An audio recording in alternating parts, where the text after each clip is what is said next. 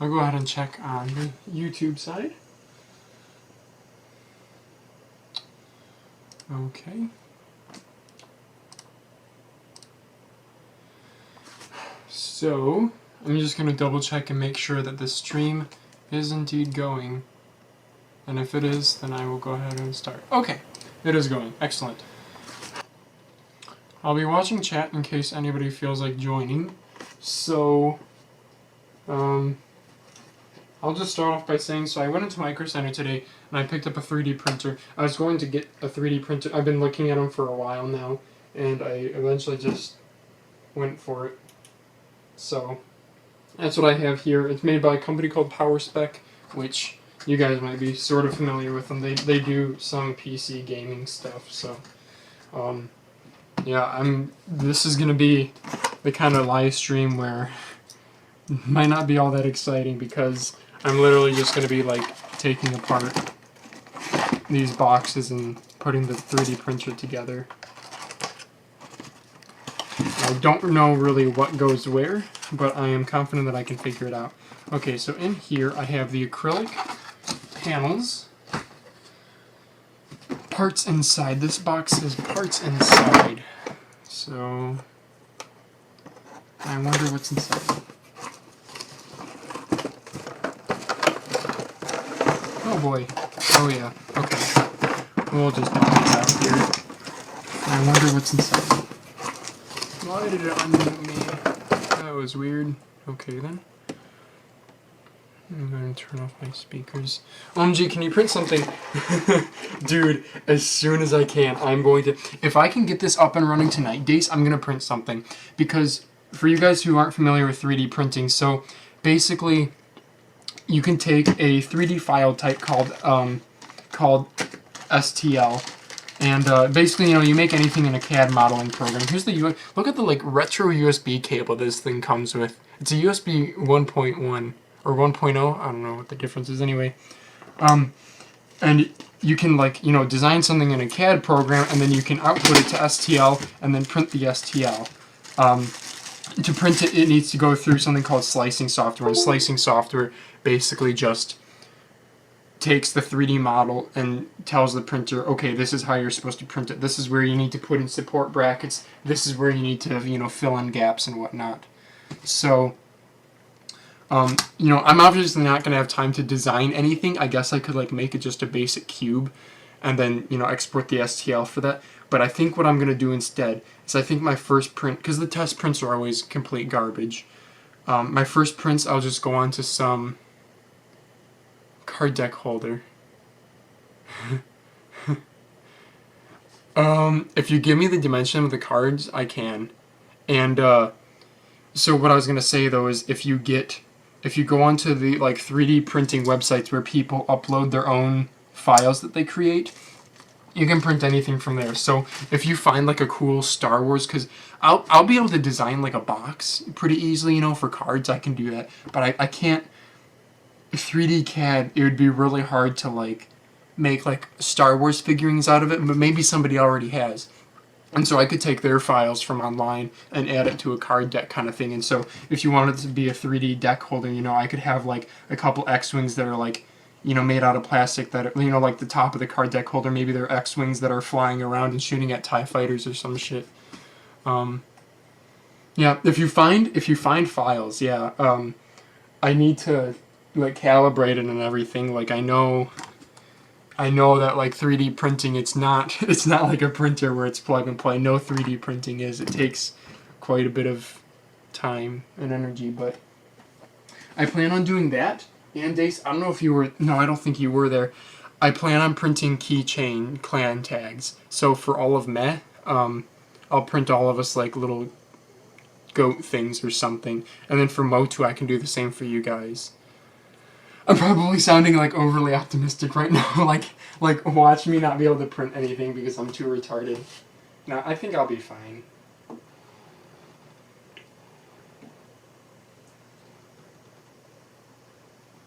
Oh boy. Lots of small little wires and stuff. It's so, like... Oh, I don't want to break anything. How does this come out?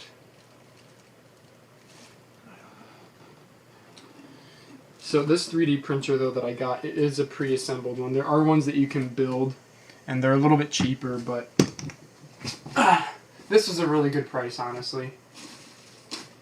I just don't know how to open it up to get inside of it. The thing is like made out of a really nice steel and plastic. It feels great.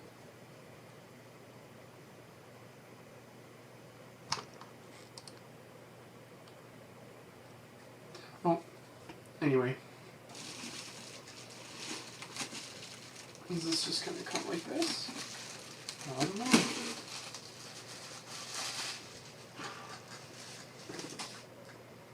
Here's the print bed.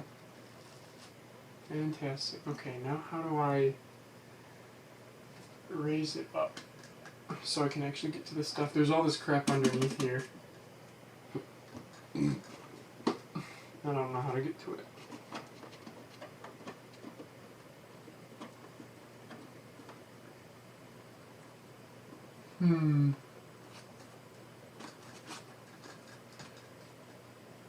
There's probably like a manual that I got. It came with an SD card that has a manual on it. I don't have an SD card reader in any of my computers though.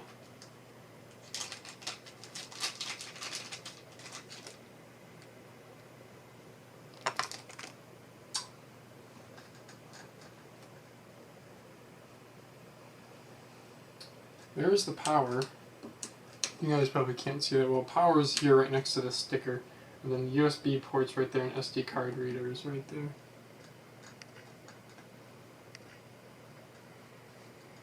Oh, how do I do this? Oh.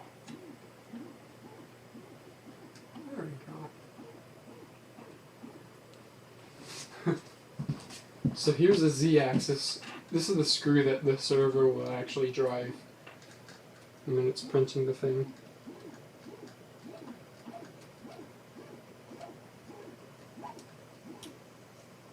There we go, that's about the max right there. Oh, great, okay. The guys at Micro Center told me this didn't come with filament, but it sure enough did. Probably not a whole lot, but... Oh wait, are these empty boxes? Oh, these are empty boxes. Okay, well... I'm glad that they told me that I needed to buy filament. And I think the filament from Micro Center, it's made by, or branded, I don't know where it's made, but branded by a company called Inland. And people online say that like cheap plastic can really mess up your printer and create a lot of problems.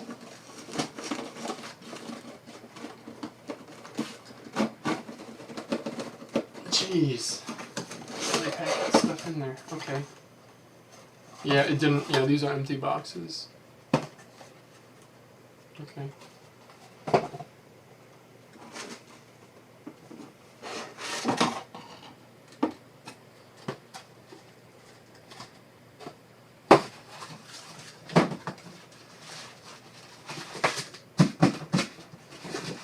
Okay.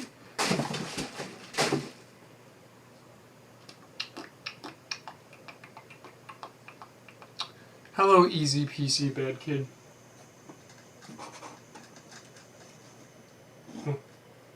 Okay. I should probably follow some sort of instruction manual for this. Probably, because I don't know where a lot of these things go. I can guess. Yeah, these hoses go back there. I don't know where these tubes go. Oh, my filament.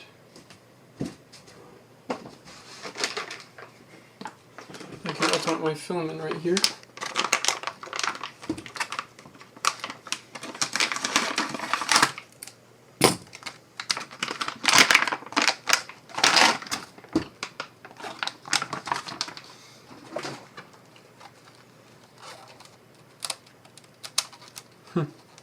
Yeah, that's what it looks like, in case you guys are curious. Just a long coil of plastic. And these are the rolls for it, okay. Oh, these are the spool holders, I guess.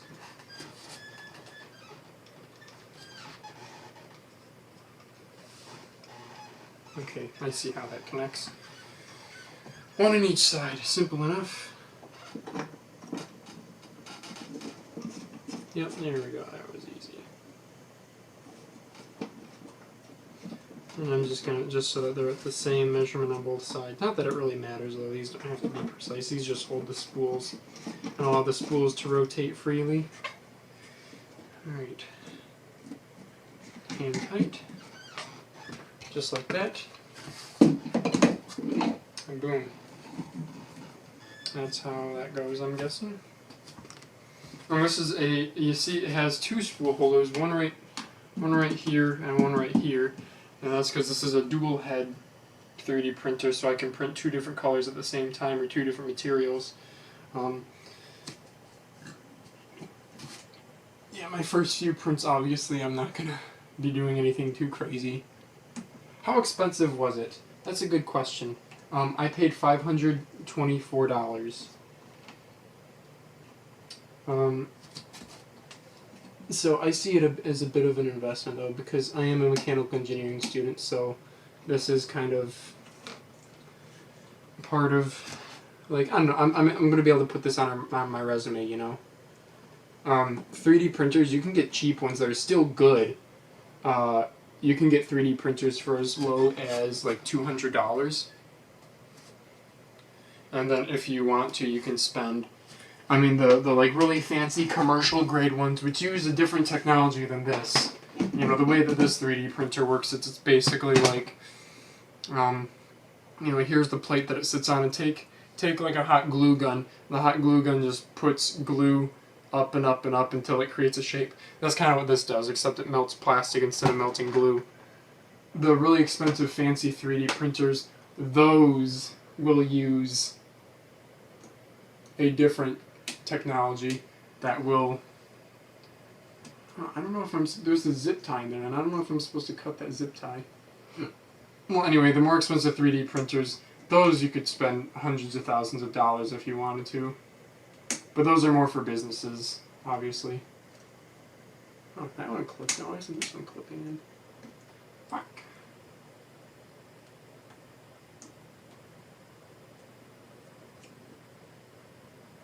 Oh. Okay.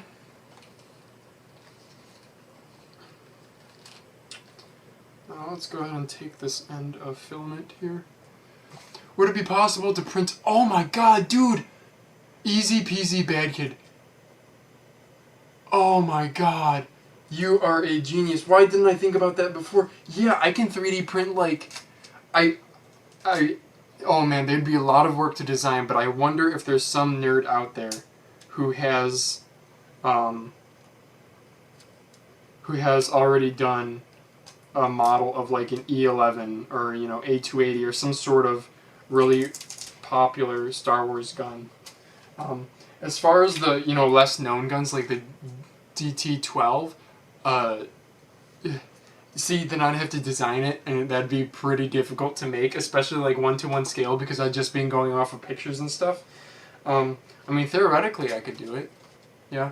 The print, I wouldn't be able to do like a 1-to-1 scale because the print platform on this is only like 6 inches by 9 inches, and then it can only go 6 inches high. So I'll snip this end here. Where are my scissors? There they are. Okay. Oh shit, that's not good. Okay. I'm just having my spool unravel on me.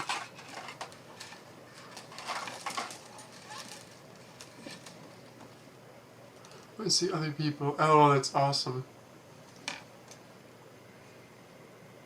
I'll search up some designs. Yeah, if you guys find like a good 3D printing website, like a place to find designs, I'll go on there. Like if you find cool stuff, you know, I can do some 3D printing videos. The sky's the limit, so. And I love Star Wars, so Star Wars themed stuff will always take high priority.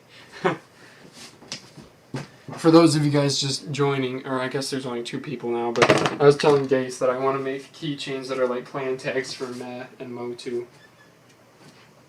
I think that'd be a cool idea. Alright, I'll flip this around so you guys can see it.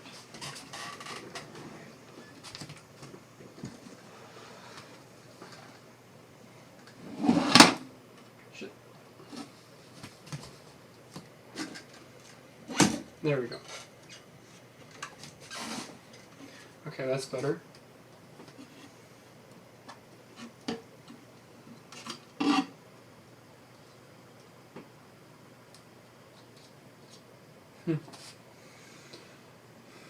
I would love a keychain. Yes, you would, Dace.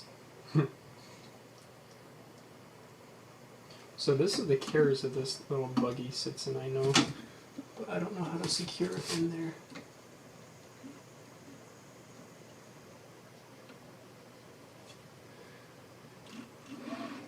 Oh, that's sweet.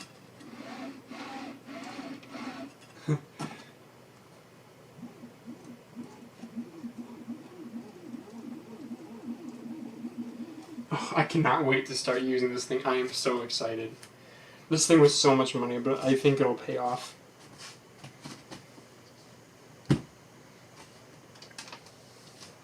Scout pistol. Oh, I could do a little scout pistol, yeah.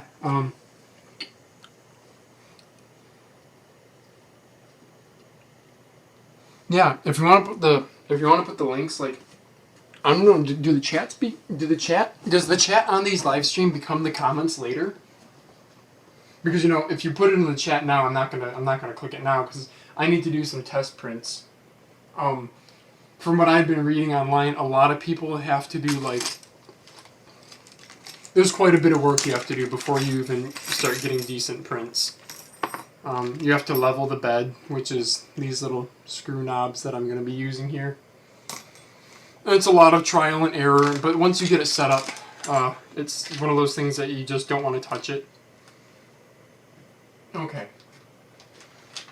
So, and guys, I've never, like, built this shit before, so I apologize if the pace is a little slow. That's because I'm not using any instructions, which I should be using. I'm just kind of eyeballing based on, like, pictures that I've seen online and what I'm guessing it's supposed to look like.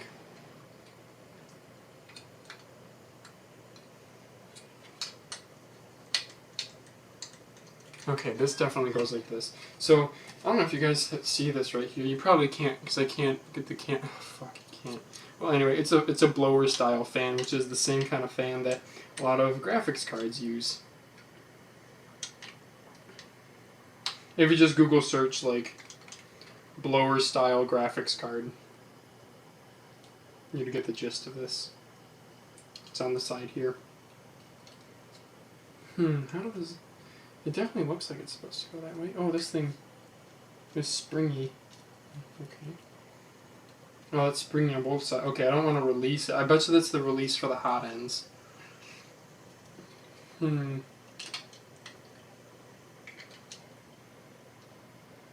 Oh, and this is like a fume sucker?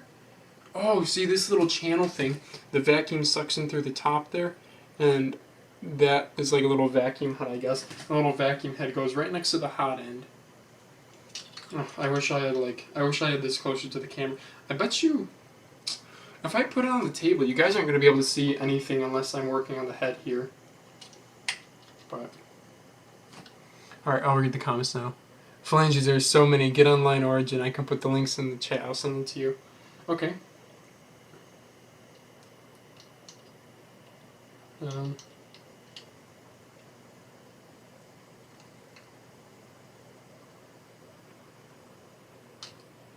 It totally looks like it should go right there.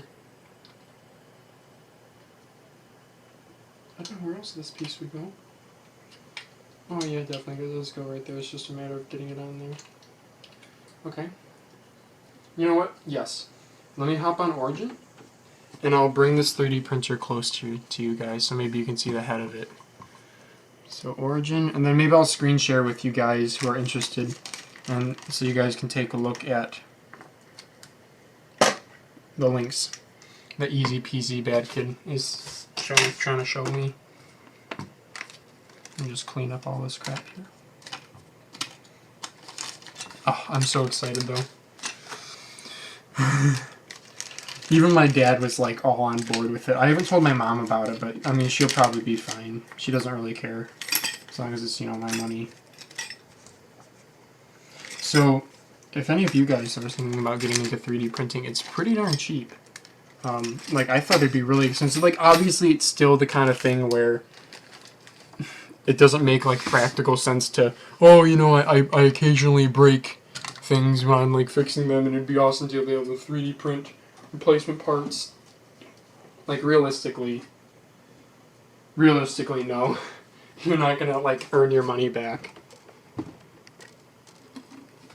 But, yeah. Oh, I wish I had some better lighting. Yeah, to you guys it looks like it's, like, nice and bright, but to me, oh no, it's dark as shit. Okay. Easy peasy bad kid. DC-17 from the Clone Wars. Copy. Paste. My keyboard. Damn it, keyboard. Hit enter. Oh wow, these are sweet. Okay. So I'll go ahead and show you guys. Nope. Alright, there you go. Let's go over here. Yeah, these are pretty sweet, huh? Han Solo's DL-44. Poe Dameron's blaster. Oh yeah, the DC-17, which is the sidearm for the Clone Trooper. Imperial Scout Trooper blaster. Zam Wessel blaster.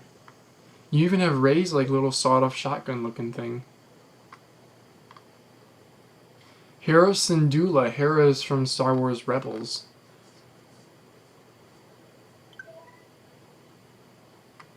And people even make like little plaques. Oh yeah, there's probably a lot of... Oh, you even have the Jawa blaster. Oh my gosh, you guys. These are going to be so cool. Damn.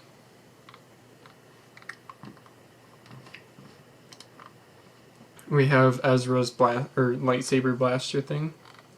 TIE fighter.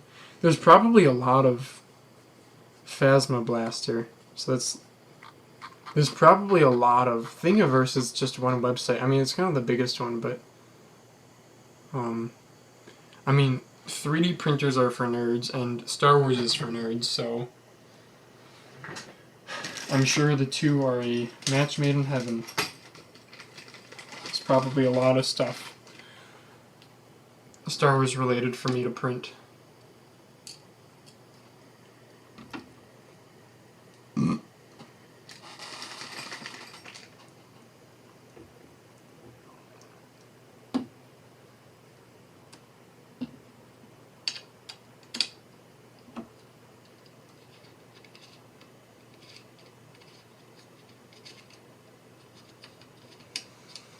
Just unscrewing this because I think if I unscrew this fan off of here, I will be able to put that shroud on.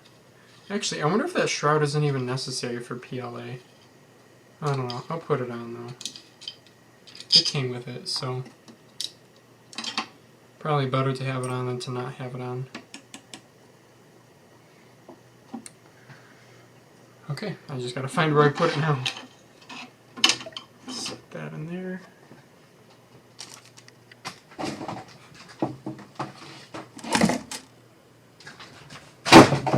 Oops. There we go.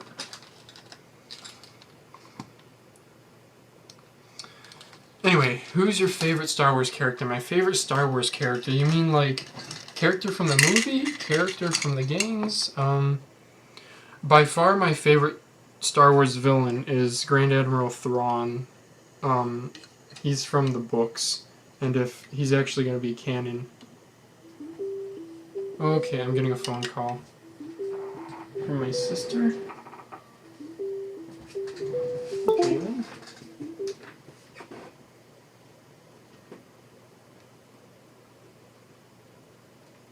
Hey, Lauren.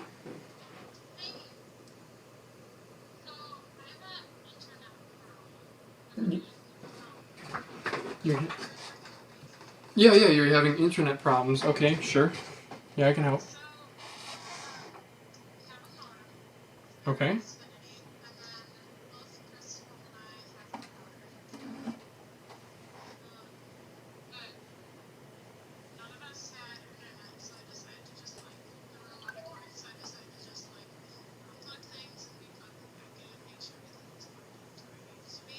Okay.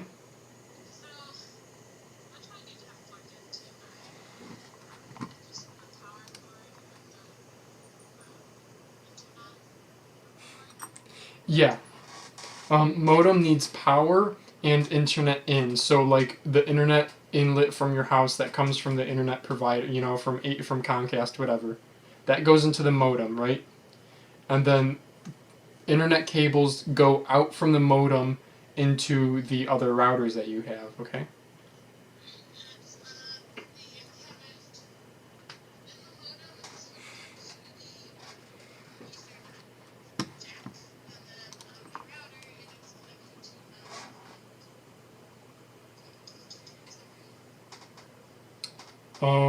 Probably. I mean, Ethernet and internet are kind of.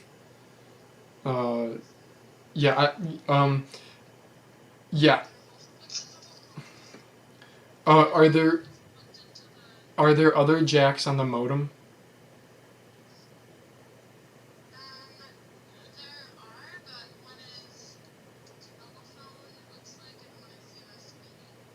Okay. Yep. So you just want to make sure that you have it. You want the cable that um, the cable that goes from Comcast that's going in from your house. You want to make sure that's in the correct one in the modem. It'll be labeled. I know, like the router the modem we have here. It's labeled with like a green sticker thing.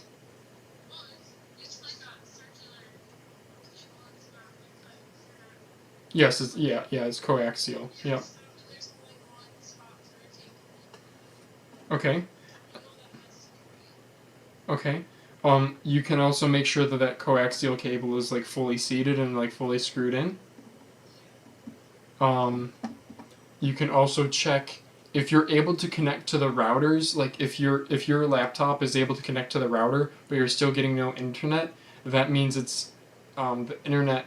It's that means that you didn't do anything wrong with like setting things up. It just means that are you able to connect to the router?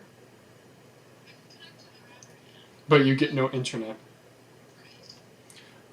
You can go into your router's settings, which, if you have like your router's manual with you, it's like an address that you type into the URL. It's like a bunch of numbers and stuff that you type into like Google Chrome, and it'll give you your router settings. What brand of router do you have? Okay, so if you just go on Google, Linksys router settings URL. So you want to go into Google Chrome and enter in 192.168.1.1. You can just Google Linksys router settings URL.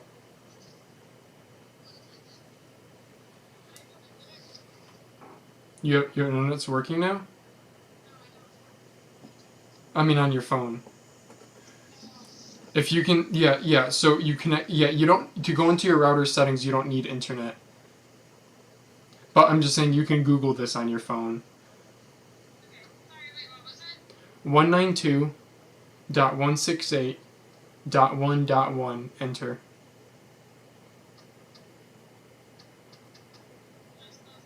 Oh no, I'm sorry.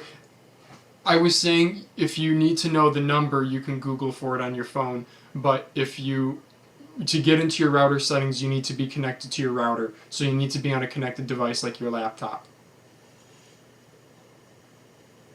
So it doesn't matter that your internet's not working. You're connecting to your router directly. You're not connecting to the internet. What was that? Okay, then you'll want to try a different device that's connected to your router.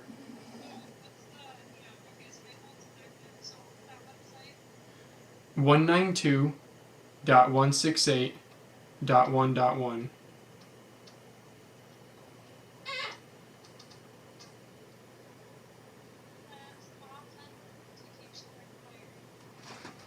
Yeah, make your username and password are both admin, all lowercase.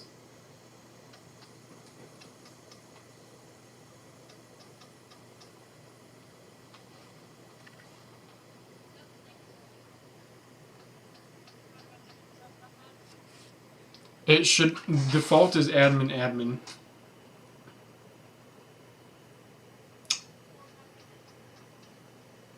Crap. Okay. Um, maybe Linksys routers have a different default. Um, well, I was gonna say you could go into your router settings to see if it's receiving any internet, like, you know, in layman's terms, if it's even detecting that your modem's giving you internet, because it could also be a problem with your internet service provider. If there's an outage in your area, then you can't do anything about it.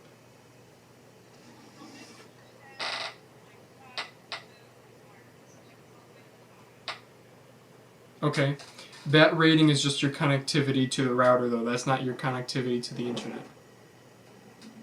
Yep. So, an alternative is if you have a laptop with an Ethernet port, you could directly plug in your laptop to the modem. I mean, it should be pretty simple. I mean, you need to make sure that like your router's on and all the cables are plugged in all the way. Um, uh, you know, the internet cables, the square ones. When you plug those in, they should make a small pop sound when they plug in.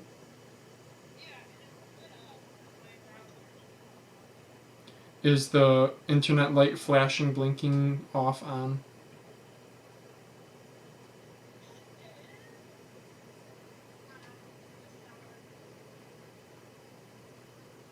On your router?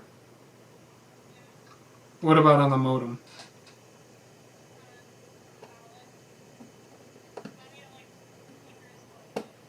Yeah, no, that's fine. Okay, that makes me think it's either a hardware problem, like you have a cable that's not plugged in all the way, or maybe you should try replugging the coaxial cable, um, or that's a problem with your internet service provider. Because if your devices are thinking that they're connected, but you're still not receiving any internet, I don't know.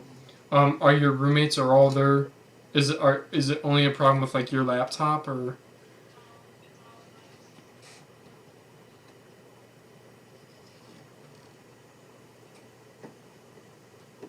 Hmm.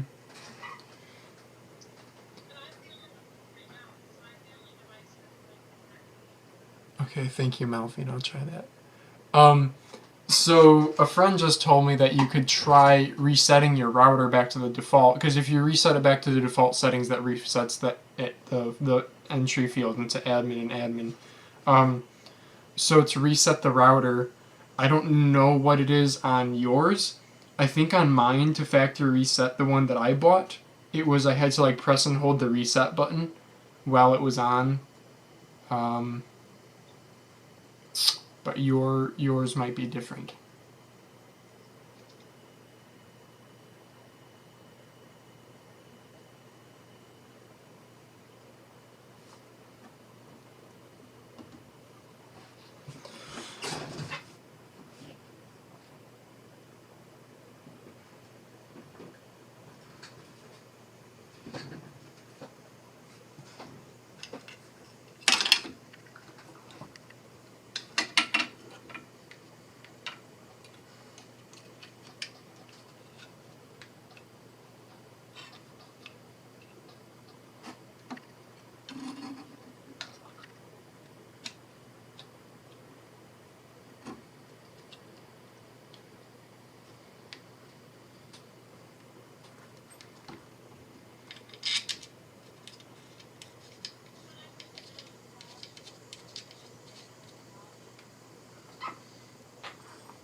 Okay. That means it's doing something, right? Okay.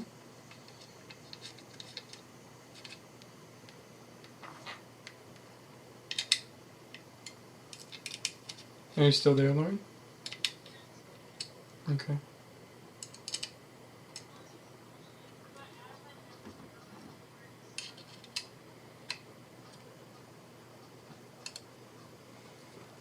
Um,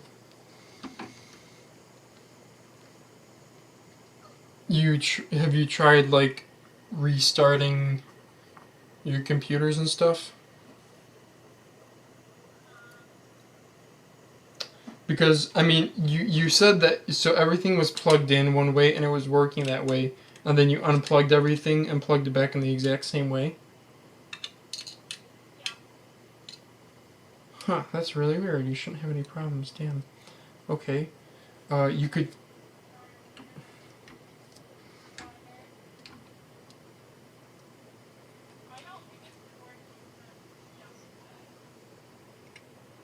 Really? Okay. Uh, you could try. This is a bit of a long shot, but you could try calling Comcast. I know. One time that we were having internet problems here at our Rochester Hills home. Um, it was actually the wiring that went in from the outside into our house that had gotten worn away. And from our perspective, like it's an outage, but Comcast isn't going to report it as an outage because it's only one house, and there's no way that they can find that. So um, that you could just Google. Yeah, I would just Google like Comcast. I don't know. Like I know like power outages like DTE. They just. But I would. If you're using a Comcast branded router, then they can help you because they can like remotely connect to your thing and like check up on it and see if it's having. Um, yes, that's yeah.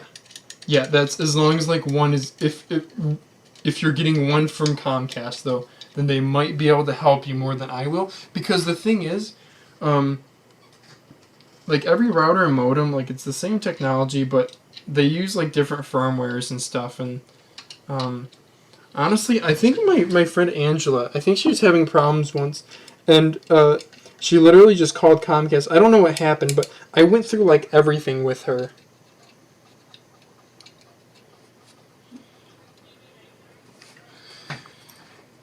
Yeah, because they have all sorts of special tools.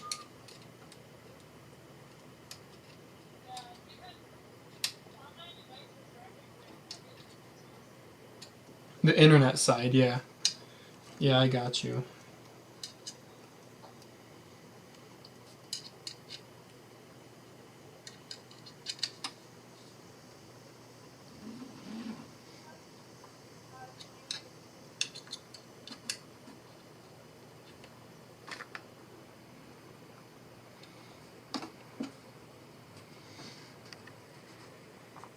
Your phone's not gonna work?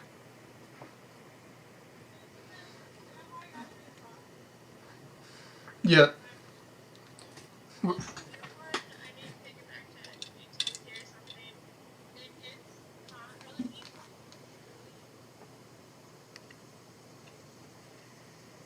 Oh, wow.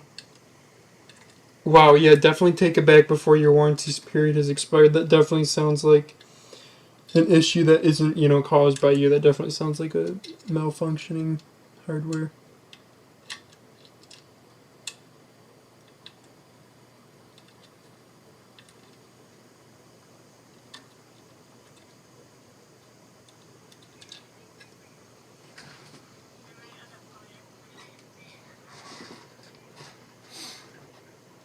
Yeah.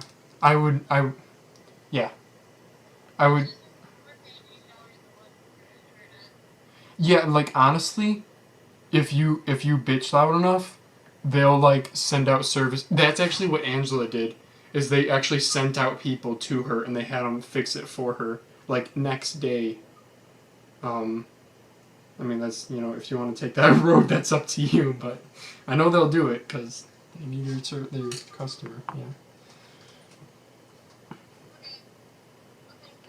Alright, if you have any other, like, quick questions, I'm pretty much just playing video games tonight, so you can call me or text me, okay?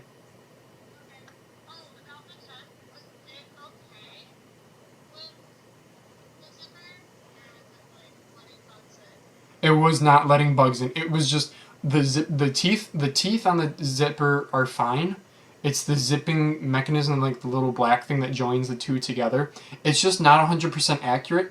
Like we would zip it and like there would be like 3 inches every foot that's just not zipped together, and that would make it peel apart really easily, and then you got to back it up and, you know, do it 5 times. So we found you could either just try zipping it like 10 times, which is frustrating, but it works, or you can like bend it so that, you know, if the zipper is vertical, you twist the zipper mechanism to like 45 degrees and then you drag down, and that'll close it well.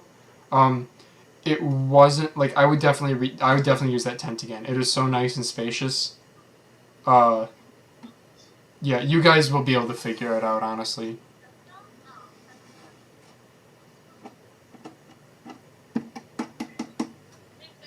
Yep, no problem. Alright, bye, Lauren. I don't know why I just live streamed that. I was talking to my sister. Fun fact, both my sister and my girlfriend's names are Lauren. In case you guys wanted to know that. Yeah, my sister was just having internet problems.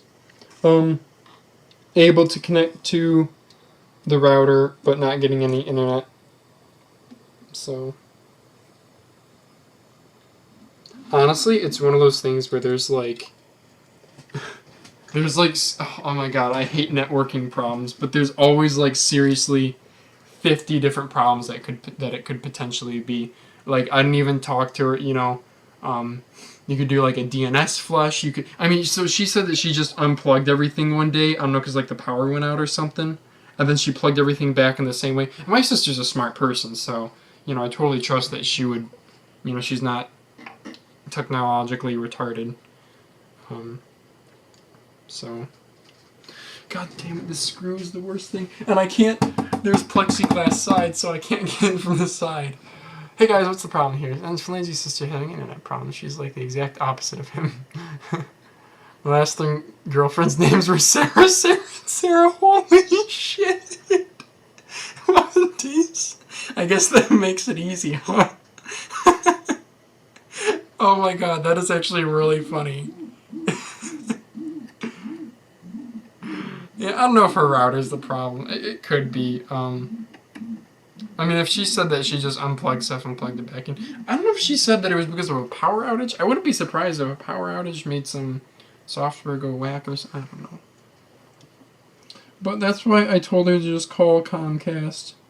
Because that's what you pay for. It's not that much. It's really no money to them to, you know, once they have a satellite up in the sky providing internet to people, it's not really any additional cost to have a customer. What you're paying for is really the... God damn it, screw, get the fuck in there. What you're paying for is the customer service. Why is the screw not going in? What?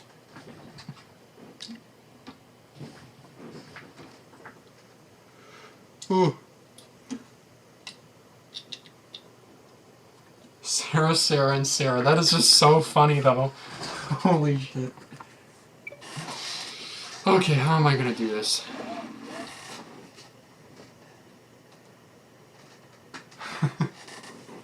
Sarah, and Sarah. This is a classic.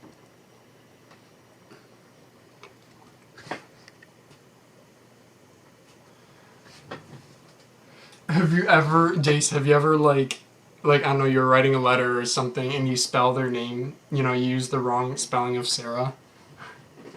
And they all know that your ex's name was Sarah as well, so they're all well aware of that.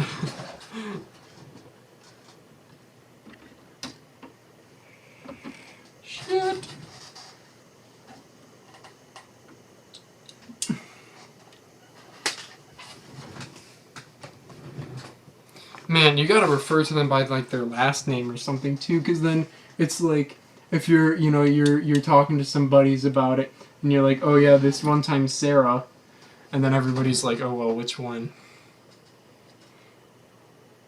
I had separate them into Sarah 1, 2, and 3.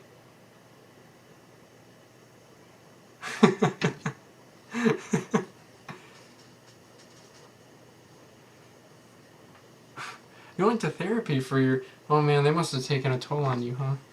Well, my dad is actually on a Sophie series.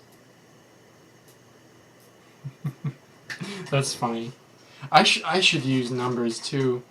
Because it gets awkward because then it's like I'm talking to, like, I'm, planning like a vacation, with my girlfriend Lauren, and I'm talking with my parents, and so I'm like, so me and my Lauren, so like my sister is like, their Lauren, and then she's my Lauren. I don't know.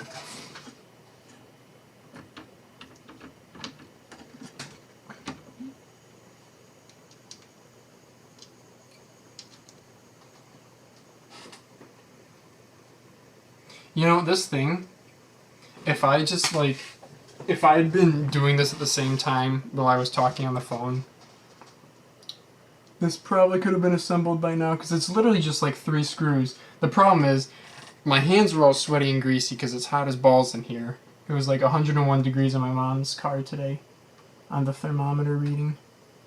And then the rails on this are all greasy, so I have grease all over my hands. Shit.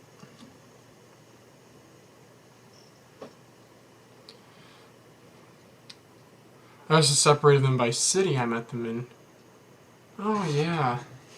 That would be a good way to do it, too. Yeah, because, I mean, that's going to be a lot of, like, memories associated with them.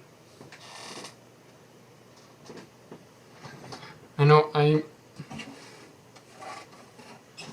put the screw in there, right, guys? I definitely put the screw in there. Fuck. Right? Damn it. Oh no, where's the screw? No! Oh, there it is. Okay. Yeah, I think the city separation is a good way to go, because, like, the memories they have associated with them, like, I could definitely, like, I don't know. Yeah, that makes a lot of sense. Makes a lot of sense.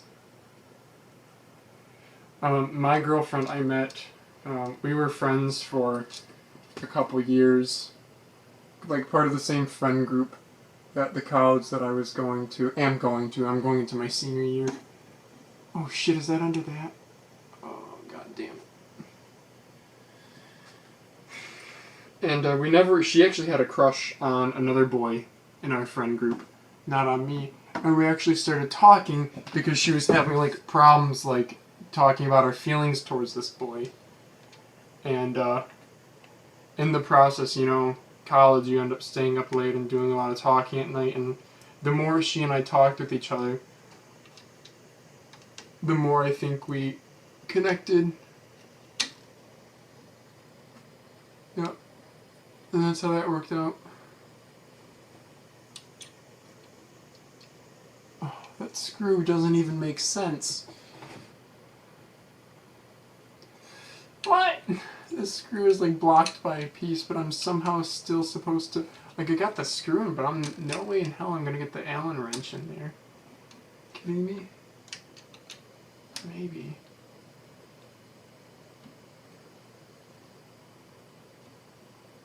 I'll tell my dad this is a good idea, actually. Lol.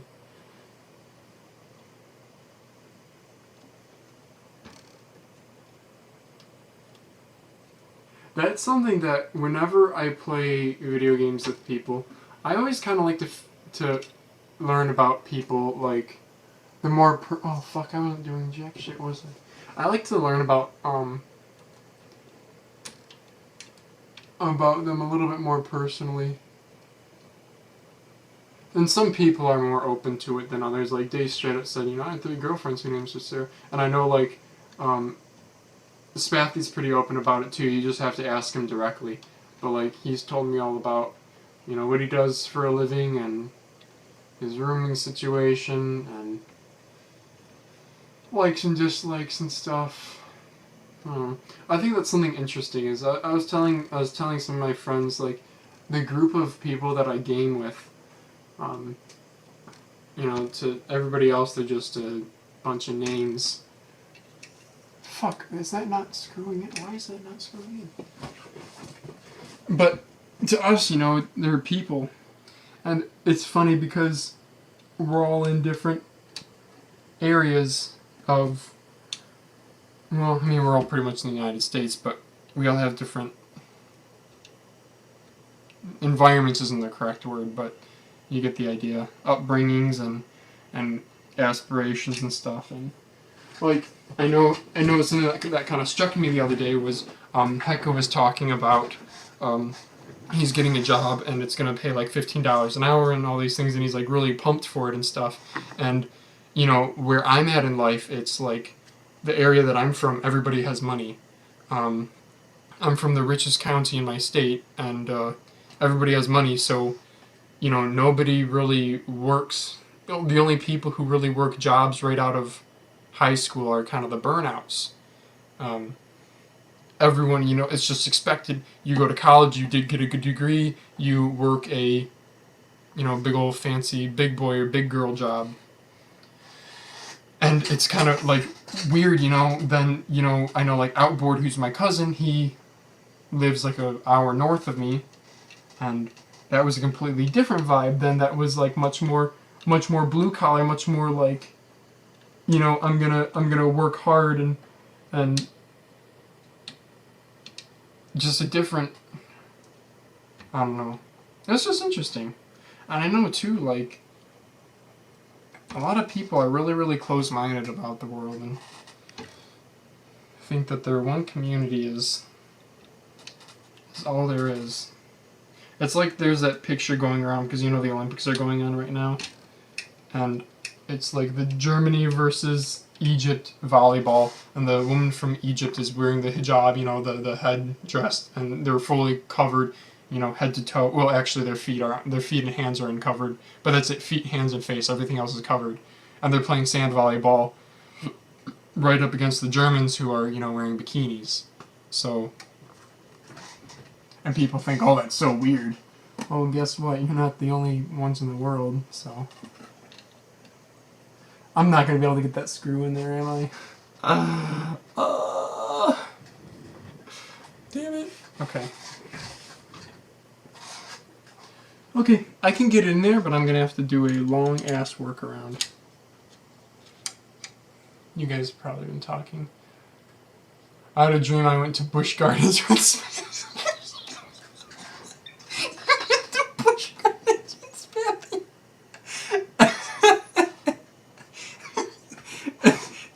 Did you guys have a good time, or did you not make it that far? Did Spathy just want to play Battlefront the whole time? Oh my god. That's so damn funny. Oh, Busch Gardens is legit, though. I've been there a couple times. I was really young, so, you know, my memories of it is like roller coasters and food and bumper cars, but that was a fun date to go on Spathy. To go on a date with Spathy. There you go. Who needs, like, you know, 1,000 subscriber giveaways? Just go on a Busch Gardens date with Spathy. I feel like it'd be so awkward, too. He works from home. I mean, he's not actually that socially awkward of a guy.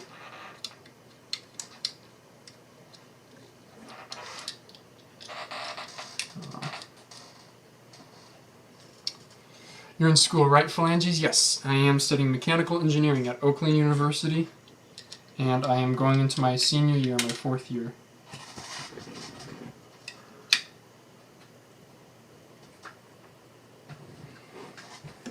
And you guys are like, oh, why are you doing mechanical engineering? You like computers. Well, I like mechanical stuff too, as you can see from this. And besides, computer engineering, it's all programming, coding, and I don't... Oh, why is that not getting threaded? Uh-oh. And yeah, I don't really like coding. That's not exactly my cup of tea. So, hence why I am doing mechanical. Plus, I don't know if you guys know anything about Michigan, but we're pretty big into cars here. And Southeast Michigan, where I'm from, dude, I've already had like 2 jobs. I'm not even graduated, and I've already had 2 job offers from car companies. Like it's pretty ridiculous, the car crowd around here and the job availability for mechanical engineers. 2 ends of the spectrum with that volleyball garb. This is probably some middle ground. I can't remember. Have you, I don't know, Spathy mentioned it. I don't know if he's shown it to anybody else, but I saw Spathy has HTC Vive video that's unlisted on YouTube, and he showed it to me. And you can see him in it, obviously, because he has his webcam set up.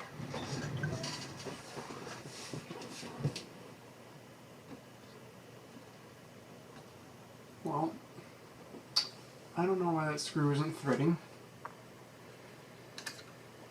I don't know if I have this on backwards. You guys think I have this on backwards? Because I might. I don't know. I haven't been using instructions.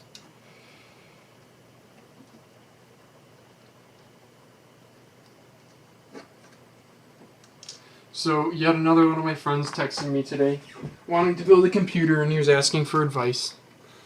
So that is a lot of my friends who I have converted to the PC Master Race, and they were all about like, no, we're gonna get the Xbox One, and they all bought their Xbox Ones, and now look at them. Okay, I mean, this is called the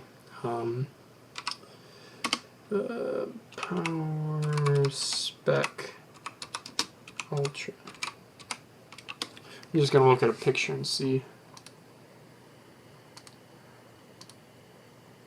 Nope, I have it on the right way. Okay.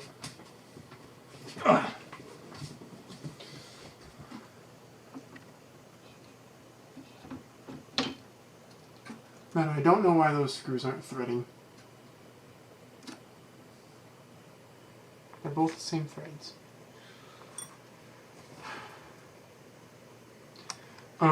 I think I actually had a dream. I had a Battlefront person dream. I don't know how long ago, but what was it? Man, I don't quite remember what it was. I do know Patero doesn't live that far from me. He's... Oh, is that threading? Oh, fuck yeah. He's from Toronto. Well, kind of the greater Toronto area, Canada. And with me being close to the Canadian border, actually something pretty cool about our driver's licenses. I don't know if Canada does the same thing, but for a Michigan driver's license, when you get your license, you can pay like an extra $25 and get what's called an enhanced. Yes, I got it. Get what's called an enhanced license, and all it is, it's literally a U.S.-Canada passport built into your driver's license. It's only like $25. There's like no catch to it, and it basically just makes it so you can drive back and forth. Because I know like one of the guys that I work with, he actually lives in Canada, and he drives over the bridge every single day.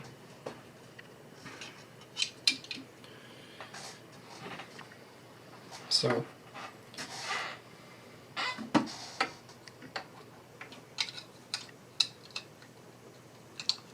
I don't know where I was going. Oh, yeah, so Patero was telling me that he games on an iMac right now, and he is considering building a computer. And there's a Micro Center store, which is like a pretty awesome computer store that's close to my house. It's only about like 20 minutes away, and it's kind of in that Detroit area, which is sort of drivable for him.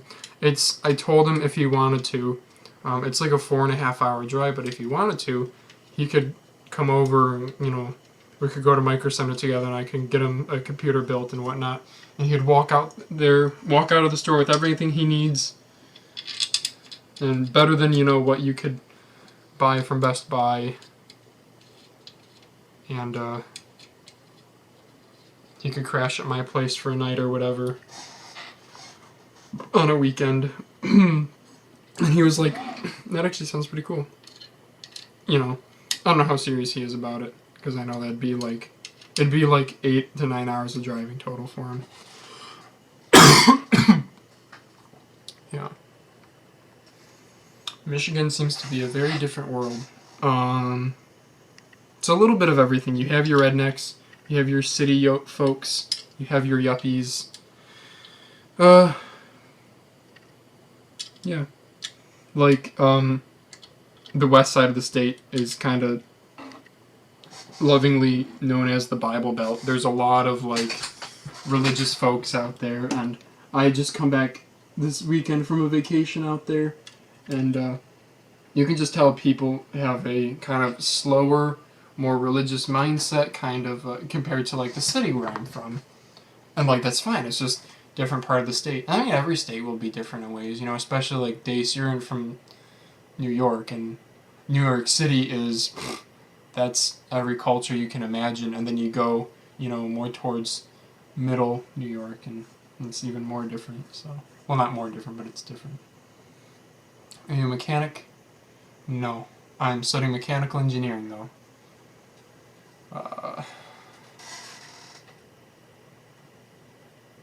My mom is texting me. Okay. I do like tinkering and whatnot, though. Although it took me, just now, you guys don't realize it, because it seemed like I was doing a whole bunch of work, but it took me like a half hour to put in a few screws. But I'm going without instructions, so I'll blame that. You know what's funny? You guys can't see it, but in here, there's actually the little mouse micro switches. There's actually some of those, like, let me see if, let me know if you can hear this. You hear that click? It's pressing like a mouse micro switch. Yeah, there's a few of them in here. Yep. They're TTC Reds, it looks like. Not that it really matters.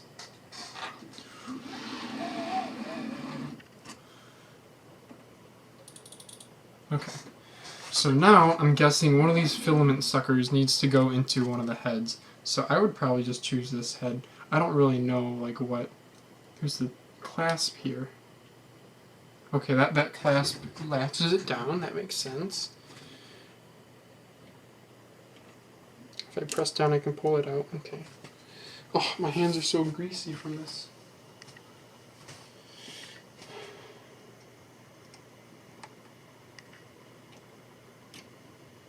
Oh shit. Did I just push it through? Oh. No. Okay.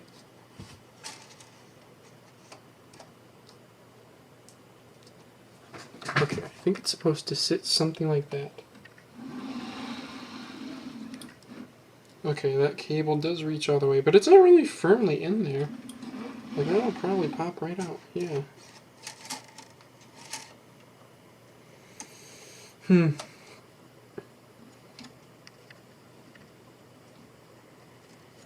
I don't know.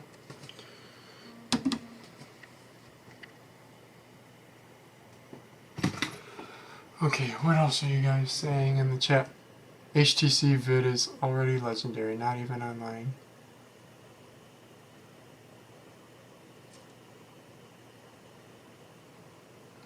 Upstate New York has its rednecks too. Storm supporters, Hasidics. You need more light, dude. I know. So you get. I don't know if you can tell. I look pale and washed out as fuck. Like, look at that. But yeah, I can't see shit. I normally have this lamp. It's behind my monitor right now because I have this giant thing here. I don't really know what else to do. I'm supposed to level it, but I don't know how the frick to... You know what? You know what? Let's just do this right here, okay? I'm just going to plug it in, and we're going to see what happens. I don't know what's going to happen. Install drivers? I don't... There's a lot of cords here that I don't really know what they're for.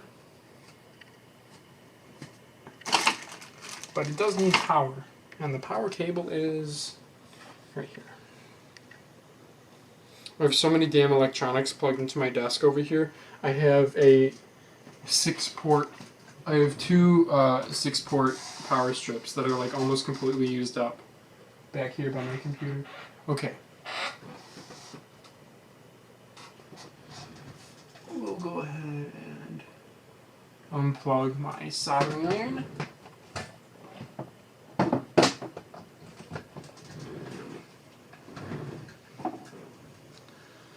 don't need to solder right now. Unless I really fuck up this 3D printer.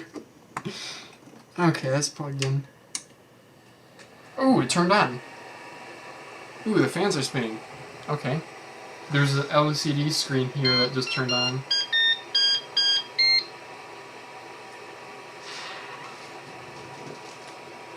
I don't know. There's an LCD screen that... This thing's so damn heavy that I'm not going to be able to turn around to show you guys. My camera cord is too short, I can't show you, damn. Well, I have 3 options: print, preheat, or tools. Instead, let's go ahead and plug in the USB cable. Phalanges for president. I have no intent on ever being a politician. I have a friend on my Ultimate Frisbee team who wants to be the president of the United States. He's an interesting character. Okay, it's plugged into my computer now. And I don't think anything is happening.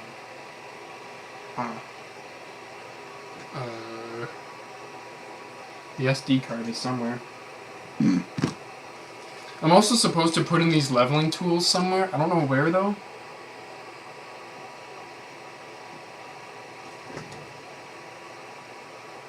I know they're supposed to be for... So I have a Z-axis level here, but I don't have an X and I don't have a Y. And I don't know where they go.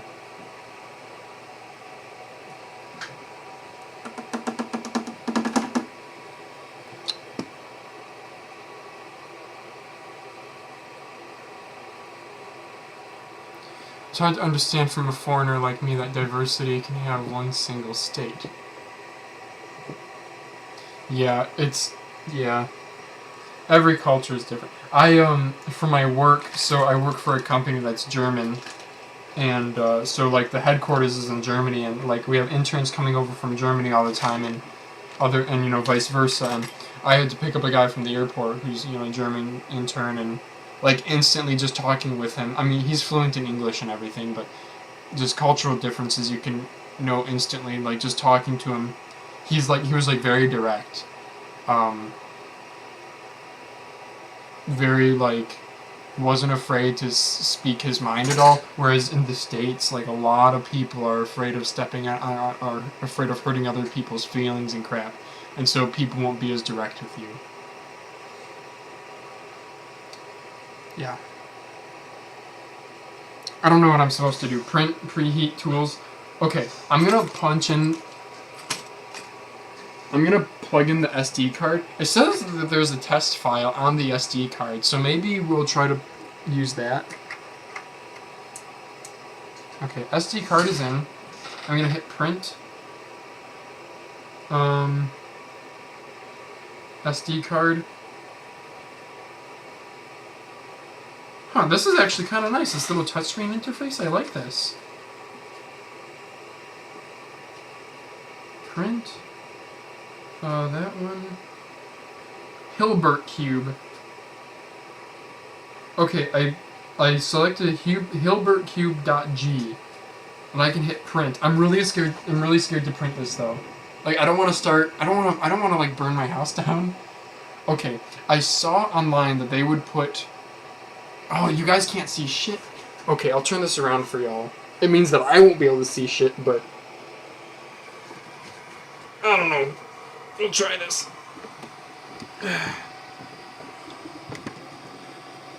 Oh, you still can't see shit. Okay. Back up my tiny little keyboard. Ooh, that's getting warm though. Okay. You're not going to see my beautiful face anymore.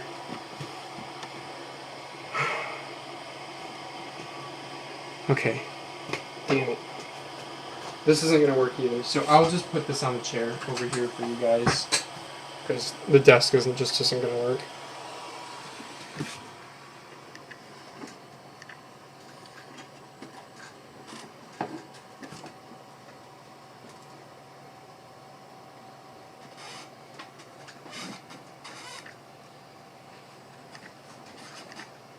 I just want to adjust this so it doesn't fall off my chair. There we go. That's nice and sturdy. Okay. Okay. Hello. Now you can kind of see the touchscreen down here. So I have HilbertCube.g ready to print, apparently. I guess it's one of the test files. What I saw people doing is they put masking tape down on the print bed here. And I don't know if I'm supposed to do the same. Also, this thing isn't even level at all, so I don't know if this is, because it's like sitting on my chair. I don't know. This could be a disaster if I start trying to print like this. It's supposed to, you guys can't see it. See, your visibility is terrible, but it's going to go right here on my desk, on my other desk.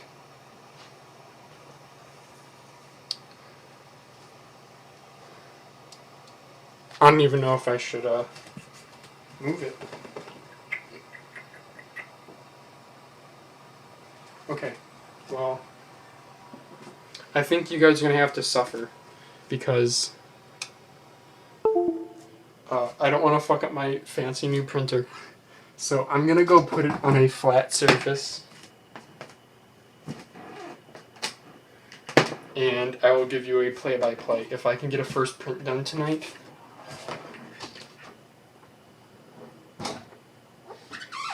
Oh, that fits like perfectly. Nice.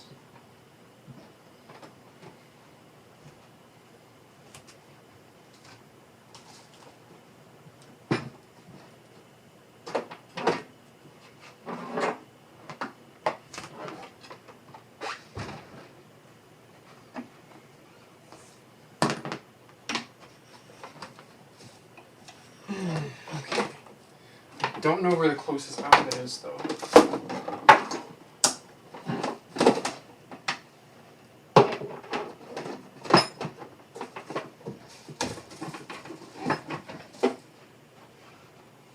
And that USB cable definitely is going to reach my computer from here, so I have to get a longer one, but I don't think that will be much of a problem. Oh, my desk isn't level either. What the fuck? Oh boy. Okay, this will be interesting, huh? And now I need an extension cable.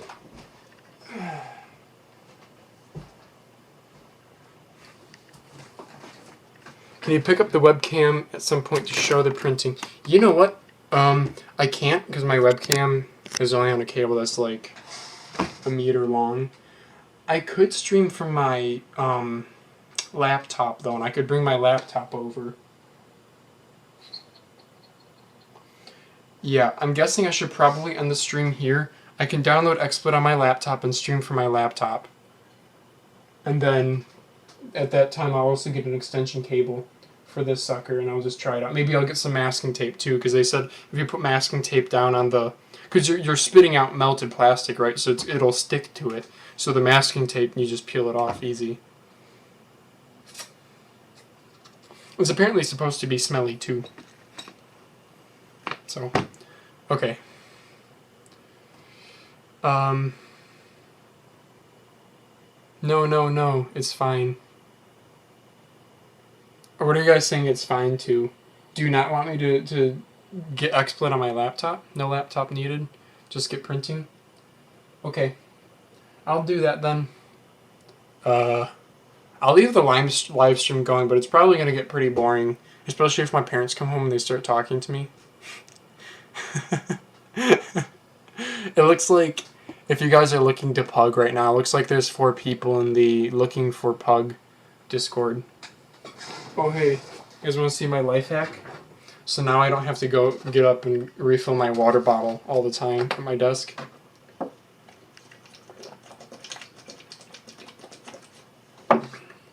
Just keep a gallon jug at your desk. I need to practice with Duco. Oh, Dace and Duco for Drop Zone, that'll be a good combination. I have Heka. I'm excited to see. I feel like Heka, I feel like he has a lot of potential still. I feel like a lot of the guys that we've played with have kind of plateaued. Like Outboard has been saying he wants to get better, but every single time I play against him, he makes the same mistakes over and over, and he doesn't like make a lot of effort to change them. So we'll see. But I know like Heka is very upfront about, like, even today when we did a pug, he was like, "Hey, you want to partner with me so that we can kind of, feel each other out for the whole partner situation," and it was good. It was good. There were a few times where there were a few times where he was like really derping out, like when we were doing drop zone, and he would just position himself where it was like, you're gonna get a kill if a guy comes down this hallway, but you're only watching this hallway. Like, you're not really doing a whole lot for the pod. But at the same time, when we did drops on a Rebel Depot, which is a little bit easier to play, Rebel Depot is a pretty easy map to play, because you just follow to where the red is. He was giving me some baller partner spawns, and he was playing the pod hard, and he was doing good. So can't figure out how to beat you and Spathy and Matt in general. I feel like I've gotten a lot better at the game over time. I feel like before, for the longest time, whenever I'd play against Spathy, I'd kind of be like, playing against Spathy. Not because it was like, sometimes you don't want a challenge. And for whatever reason, I don't know if it's because Spathy's been playing less or if it's because I've gotten better, but I've had a much easier time against Spathy recently. Like, just dealing with him. I used to primarily engage him in situations that are, unfair. In like that was, I would kind of avoid him in general unless it was, he's looking at another enemy and so I can 2-on-1 him or stuff like that. And so that's what I would recommend, Dace. If you're starting out, like, trying to, if you like, okay, we're playing Dune Sea Exchange, right? And you see that I'm up on top of the ship, and you guys have the pod. Just leave me be on the ship. Like, don't try to engage me. Not only do I have the height advantage, but I might be able to out aim at you, or I might be able to out anticipate you, or something, or whatever. If you're afraid that about winning that blaster fight, which, I mean, you still beat me in a lot of blaster fights, but don't go after me. If I'm up there, I'm not playing the pod, so you don't really have to focus on me too much. You can, go to a place where you're undercover, where I'm not going to be pre-firing you like mad, where you still have an advantage, where you can still take out other teammates of mine, and just wait for me to make a mistake. Or, alternatively, like what I would do, where I would 2-on-1 Spathy, wait until you have a partner who jumps up onto the ship and starts shooting at me, and then either follow up with him in quick succession so that boom is 2-on-1 instantly and I'm not going to win that, or let him jump up there, get me down to low health, and then jump up there yourself. That's kind of an abstract. I'm just kind of pointing that out because a lot of when you get into more competitive FPS play, especially pubs in general, it comes down to picking your battles. But I think you know this. I think you're able to do that a lot better. I think it was, I don't know, who was it? Was it like Remote or Patero? Who's like, they were like, we can keep up with each other in pugs, but when it comes to a public match, we don't know, I don't understand how you and Spathy get so many kills and so few deaths. And I was like, well, it's a variety of things, and one of the things is like picking your battles. But I don't think you have a problem with that, Dace, especially in pub matches. In pub matches, you're able to keep up with me, that's for sure. So I don't think that picking your battles is a problem for you. But I guess in pugs, it can become a little bit difficult. Man, I had a few really, really good flanks in the last few games. I didn't do well enough in the pug games for me to save the recordings, but I probably should have saved those where it was like there was on Rebel Depot, I had pushed a pod. Unfortunately, we had like just lost the pod while I was pushing for it. But while I pushed for it, I got 5 kills. It was a 6-on-6 pug, and I got 5 kills, like within 10 seconds. Not even within 10 seconds. I threw a thermal det, and like I used like all my star cards, and I got like 3 blaster kills and a double grenade kill. That was really cool. That's always a lot of fun. I mean, honestly, I was probably doing my team more harm than help because if you kill them at the pod that they just tapped, now they're gonna respawn mid-map and they're gonna be closer to the next pod that comes down. But whatever.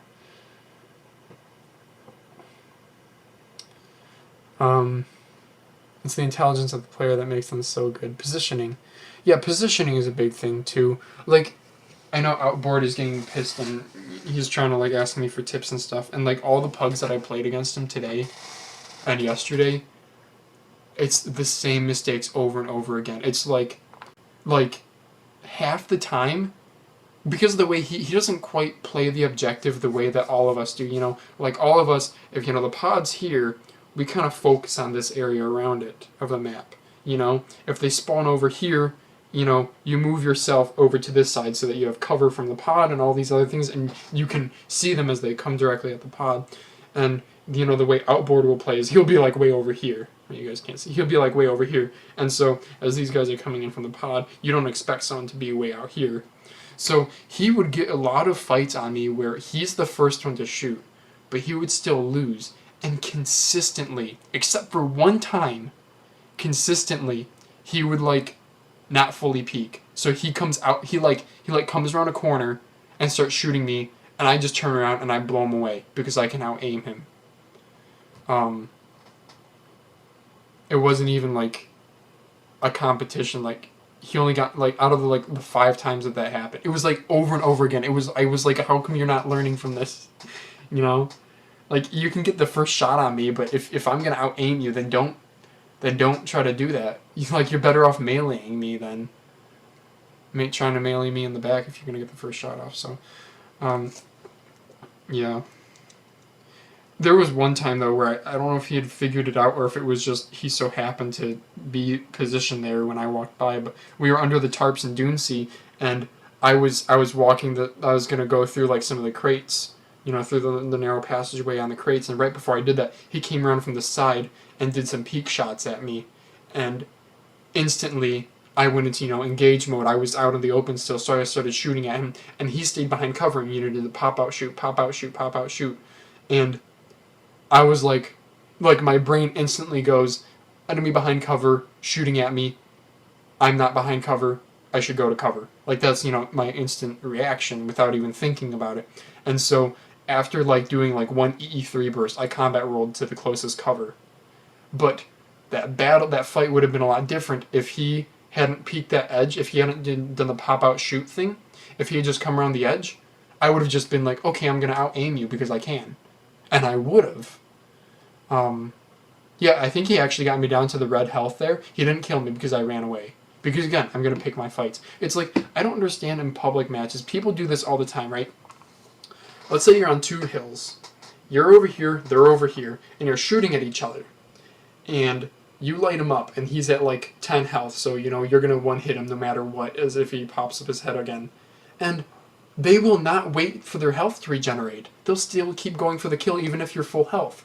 I don't get that. Why do people go on the offense when they're low health? Never do that. Never go on the offense when you're low health. Unless you're in a situation where you're going to die. I straight up did that today in a pug. It was a Drop Zone Rebel Depot game. I had just shield capped, and I had gotten cyclered, as I was coming in, so I had 10 health. And I was so toast, and so I capped it, and then I just ran. And literally, I ran to the closest cover, so I was really close to enemies who were all killing me, and I knew I was going to die. But I literally just sat there and made them come out away from the pod. If the pod's here, and I cap it, and then I move to the cover that's right here, really close to it. And they naturally, I'm behind the cover that's over here, and so they're naturally going to, try to come around at me. And sure enough, they did. It was... both of the Chaos guys came after me, and even SSP, who was defending the pod, came out a little bit. And I died. I didn't do any damage to any of them, because they just came around the corner and killed me instantly because I was 10 health. But I moved them away from the pod. And it was either that or, try to run away, and definitely, I considered running away, obviously, but I couldn't. Jetpack was used up.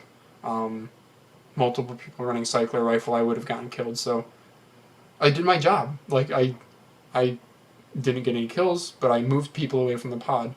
And I think right after that, we ended up actually capping it. Because as soon as I died, I remember respawning on Heka, and he was right underneath the Falcon, which was really close to the pod. Uh-oh, my computer went to sleep. Okay, it's back. Hopefully that didn't mess anything up. 2v1 is a good idea. Do you guys play with people from USA only on Pug games or other countries too? The problem with other countries are time zones.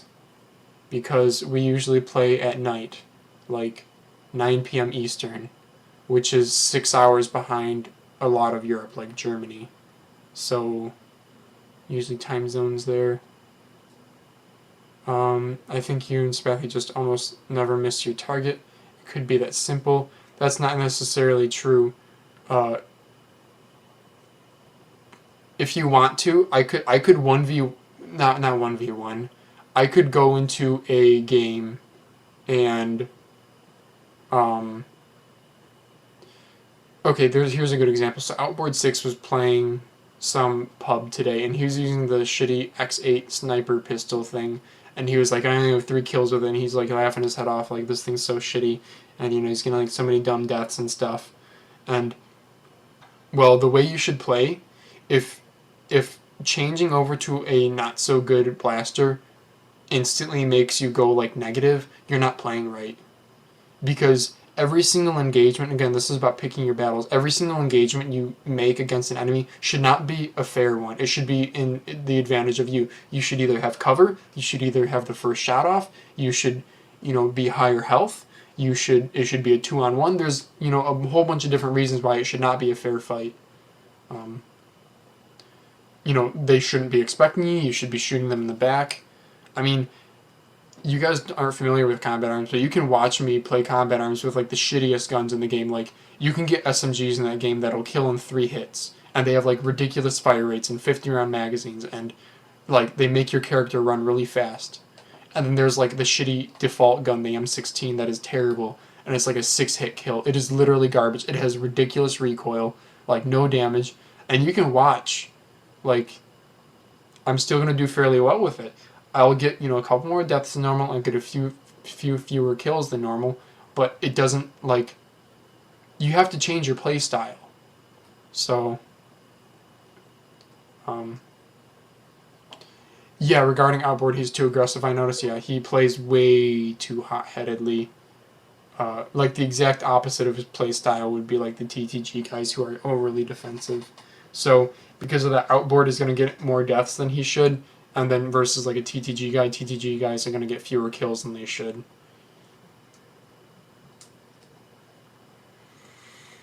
Yeah. I mean, it also helps too that, like, the thing is about like your aim, like Spathy and I having good aim. Like, everybody has good aim as you play the game more.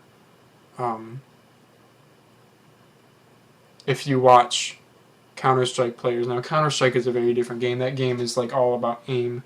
But games like Battlefront, where you have all these star cards and shit, your aim is a big factor, like any FPS game, but it's not the only one. Europe can be hard because of lag. Yeah, there's you get about a 100, 110 millisecond ping if you play in US servers if you're from Europe. How small battles and moves can have ripple effects on the rest of the match. Yep, totally agreed. You gotta adjust your gameplay based on what card/gun you're running. Yep, and alternatively, you also need to adjust it based on who you're engaging. So same thing like Dace, if you're defending a pod or something and you see something coming around from the side and it's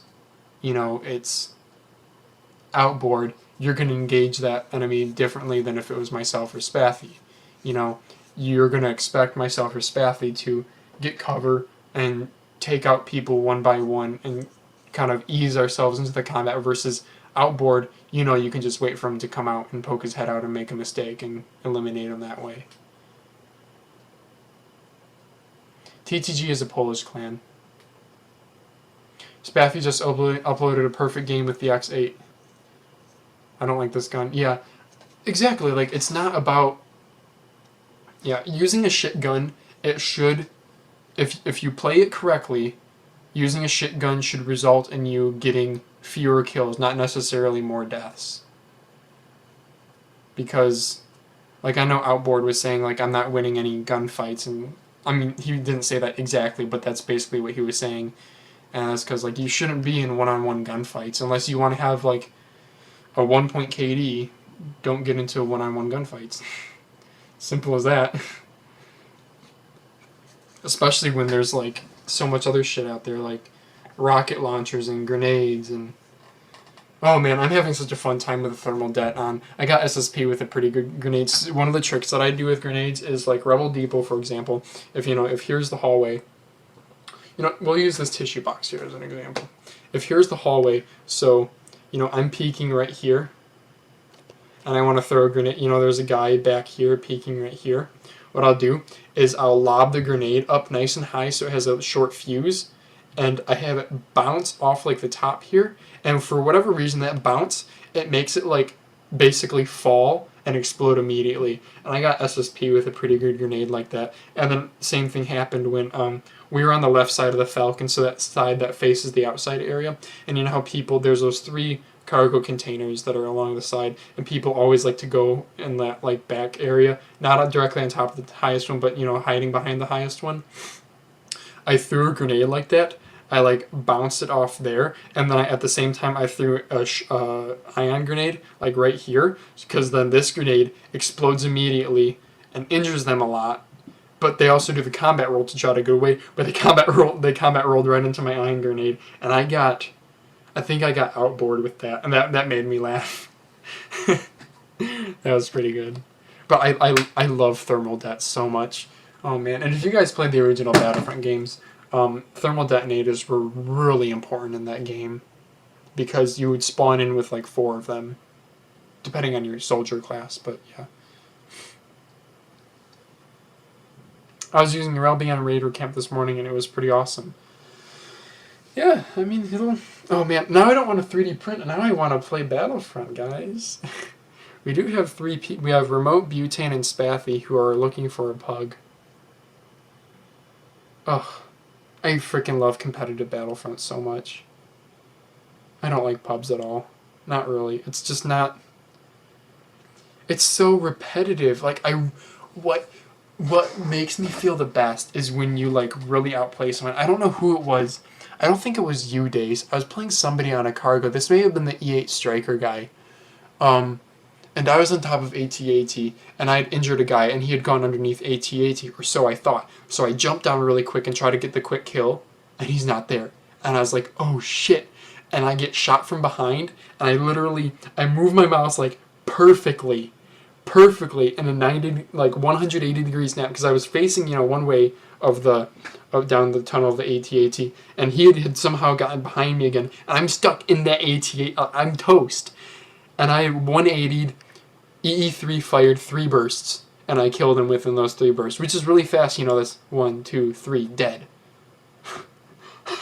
That felt so good, because it was like such a bullshit snap too. I really want to get, like, all these montage clips that you see on the internet of like pulse cannon shots and stuff. Like, that's not, what impresses me is when you get like a really fucking bullshit, when you get like a cheat level shot, because I can get, I can get midair, where like one person jetpacks and then you jetpack and then you snipe them even though you're both in there. I can get those, I probably have like a 33% hit accuracy with that. I don't know, that might be a bit generous, but I can hit those pretty consistently. But it's like the flick shots that are tough for me. Yeah. Oh, nothing feels more gratifying than getting a completely bullshit shot, but when it's off of a good person too, because I think I had killed Striker, is who I had killed with that 180 snap. Oh, that was so great.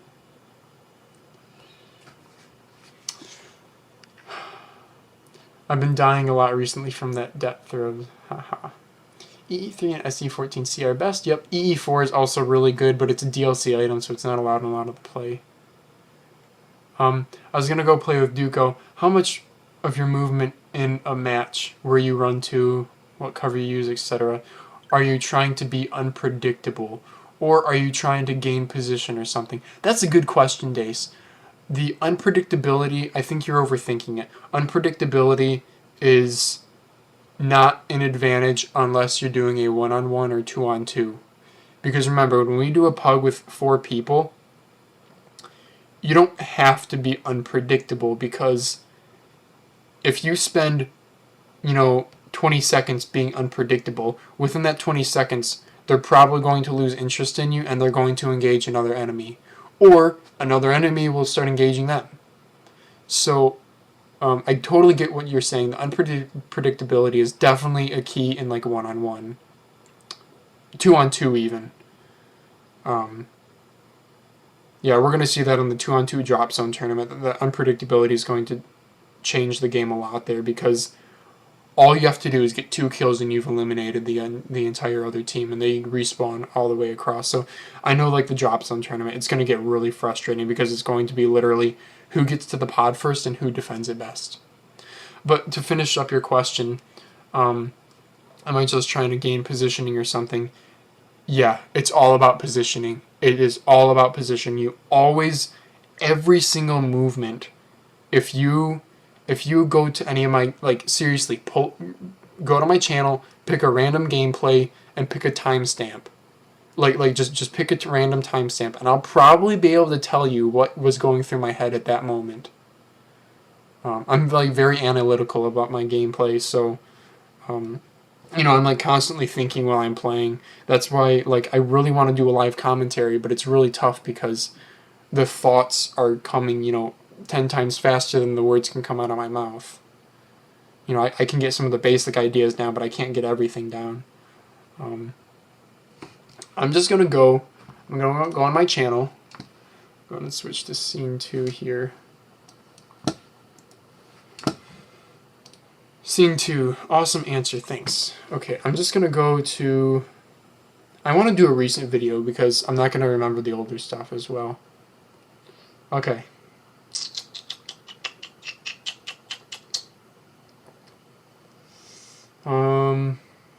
Man, my views have really got my Thank you guys for all the views. I used to like only be able to hit 50 views maximum. Okay, let's just pick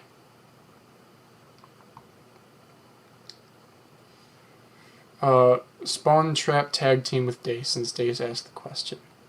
I do have this on mute. Okay, so like right away I jetpacked immediately, because if you saw here, like fastest path is, you know, a straight line, and combat rolling is really fast, but if I use my jetpack immediately, I get a straight line over this. Unfortunately, do I land right there? No, I see how I angled myself to try to land. I'm not going to land on the boxes and waste my time, because the first spawn in the game, if you guys see, I am always immediately ready to go, because if you can get up there like before everybody else, you get to establish how the battle is played. I think that's something that not enough people do, but you instantly get to dictate where enemies go on the map and how it's going to be played. And so I think right here, yep, here I'm going to try to do as many combat rolls as I can. Yep, and see, like, even that right there, combat rolls are faster if you go from high ground to low ground. Instead of going uphill, you're going downhill. That's why I jumped on the X-Wing here. And so, like right here, you know, I have my character on this side of the screen so I can engage him, and now I'm going to switch. Yep, I said I was going to switch sides before I even did. And that's because obviously here's my cover, so I'm going to engage this guy. And right there, I decide to, okay, I guess I'm running adrenaline, so I decide to adrenaline stim him. And so the reason why I think I'm going for this guy is because I really want to get a foothold up here. And so I really want to get rid of this guy. So after he's kind of gone, I'm like, okay, whatever, and I'm probably going to go up here now. Yep. And so I want to get this foothold. So instantly, what I do here is, you saw, I kind of made a mad dash for this bubble shield, and that's because right here, I don't know if you guys can tell, but I'm going to have a video coming on tilt peaking. If you guys can see, look at where I'm aiming. I'm aiming at the ground right now, and that's because if I'm aiming up here, your field of view is worse. If you pull down your cursor and you look down, that moves the camera angle up over this like railing here, so you're able to see more. So like if there was a guy down here, let's say there's a guy like right down at the base of the stairs here, okay? If I'm standing like this and if I'm aiming forward, I'm not going to see him. But if I move my cursor downward, I'm going to start being able to see him. Again, I have the tilt peaking video coming. So right there, I get the quick kill. I go right back under cover. I prepare for this guy. and I kind of push him off, but if you saw, I still stayed under cover. I didn't come way out of the shield. I took my shots, realized I couldn't kill him, I moved right back in. Like, all this stuff is going through my head while I'm playing. Right here, I'm just kind of looking around for kills. You know, these guys are defending that and there, so I'm getting kills from the outside. I'm guessing I just go in here because maybe there aren't a lot of guys out there, or I want to ensure that we get this one a little bit more. This is actually probably, I want to push up and get this side of the spawn a little bit harder. Yeah, see, I'm looking around, and I'm probably going to get the high ground here, I'm guessing. Yep. Like, again, I don't really remember this. I don't really remember this game that well. This was posted how long ago? About a month ago, like 3-4 weeks ago. I'm just like, I just told you guys I'm probably going to go to the high ground because that's just what I feel like. If I was playing right now, that's exactly what I'd want to do. Yeah, so I do shoot that guy. I was a little bit too focused on him. I should have unscoped earlier, but I was kind of, yeah, I don't know. I may have been listening for the door, because if I scoped in there, you know, I'm not going to be able to watch the door. I may have been listening for the door. So now I saw red over there, so I'm going to look over there. Again, kind of monitoring. I don't know why I went for that shot, but I did it anyway. Anyway, you guys get the idea. Okay, 8 people watching. You guys are watching me watch Battlefront. Lol. Well, I have 8 viewers now. What do you guys want me to talk about? This live stream was originally... I got a 3D printer if you guys want to see it. It's... this doohickey right here. So, that's what the live stream originally is for. But I went into this because Dace asked a question about how much of your movement in a match is me trying to be unpredictable versus, like, is it me trying to gain position? And I said it's, like, not really about being unpredictable unless you're in a 1v1 or 2v2. It's more about just positioning. Is there possibility to upload you a movie for your comment? If you want me to, like, commentate over my own gameplay, I can do that, no problem. It'll be long-winded because I have a lot to say about how I'm playing, but I can do that no problem at all. Or if also, I do gameplay critiques. If you upload something to YouTube and make it unlisted and then send me the link to it, I'll give you a critique. If you're on the console, I'll probably tear you apart a little bit more because aiming, and there's just a lot of things that you can't do on the console that you can do on the PC. But like Marso movie, yeah, the gameplay critique, yeah, if you upload something to YouTube, I'll critique it. My favorite all-around gun, favorite. See, favorite is a bad word because I really like, I think the DL44 is a lot of fun. It's not a great gun, but it's a lot of fun. EE4 is also a lot of fun. EE3 probably, because you can rapid fire. It's good at every single range. Time to kill is ridiculous. The low spread is really nice. I've kind of been getting in the habit of going for headshots more, and it is a very good gun for headshotting because it has low spread. So, you know, if you get one burst all on the head, it's a kill in one burst. SE14C though is also really gratifying when you get a kill by landing every single hit within a single burst on an enemy and it kills them. That's also really good. So, any of the burst fire weapons are my favorite. I haven't always been the SE4. Yeah, okay. I do really like the EE4 though. If I could rapid fire it better, I'm still much better at the EE3 and SE14C. But EE4 is a lot of fun just because it's like, it's just so, it needs a balance. Yeah. I've never run it with Berserker, but I've been tempted to because it's a one-hit kill if you're Berserkered. So, I feel like that would make it way too easy to use. But it is a very good... I like how, even if somebody's backed, you can still kill him in 2 hits as long as you land all the hits. I also like aiming for the head on that one, too. Yeah. I also like, too, how it's like the DL44 more. It's like point and click, rather than, you know, burst. It's not like a steady stream of bullets. It's like you know, point. It's like you aim and shoot a little bit more, kind of like the DL-44. Favorite gun for cargo and drop zone. So cargo is a little bit more close quarters. I hardly run EE3 in cargo unless it's a big map, like Gauzen Badlands. For cargo, EE4 is usually banned, so I'd go SC14C. But otherwise, EE4. SC14C is actually fairly decent at mid-range too. EE4 after the nerf, it's been kind of meh. SC14C has a little bit longer range capabilities. Yeah. SC14C for like Imperial Hangar, Swamp Crash Site. That's a great gun overall. I don't know if I have anything else you guys are interested in here. I could just go, like 6 people watching. What are you guys doing? I should go play Battlefront right now. The thing is, there's not, you guys can see.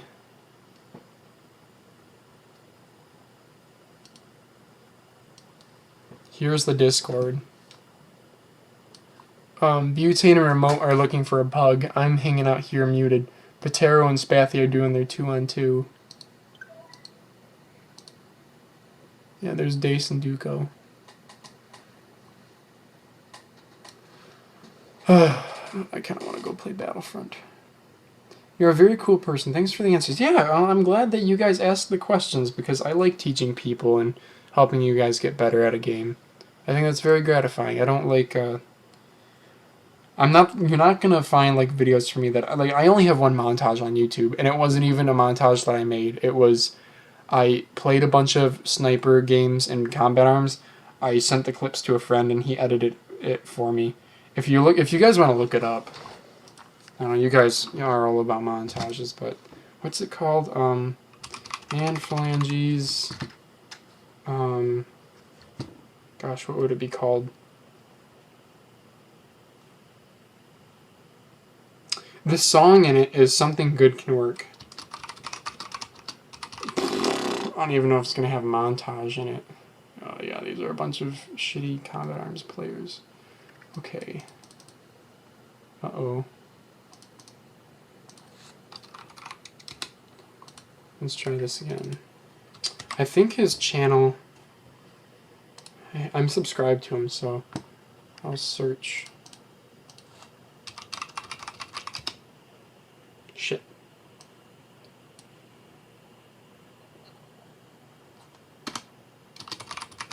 I'm never going to be able to find this again. Oh yeah, you guys can see me aimbotting in combat arms. I'm not actually aimbotting. I just pre-fired some dude because they show up on the mini-map. Oh, this video has like nearly 5,000 views. That's pretty good. Pre-fire discussion tutorial. This is an interesting watch. I don't know if any of that is still relevant in Battlefront. This is like my most viewed video right here. If you read the comments, it's a bunch of like Mexicans. It's terrific. Oh man, look at all these old videos of me. Anyway, how long have you been playing FPS games? My first FPS game was Star Wars Battlefront 1 in 6th grade. So that was 2006. So about 10 years. Yeah. Played Battlefront 1 online. I was in a clan called RLCT. Then I moved to Battlefront 2. Then I moved to Combat Arms. And then I went, after getting banned in Combat Arms a few times, I went to Battlefield, tried a little bit of Counter-Strike, tried a little bit of Call of Duty. And then I came to Battlefront in November, in the beta. Really like Battlefront. Yeah, hey Mom. Or Dad. Me, 49 cents. 49. Michael Jackson? I'm walking to the store and people are stopping me. The cashier said, "Do you have one? You have a player for that?" When we go to the Is this like farmhouse, worth money?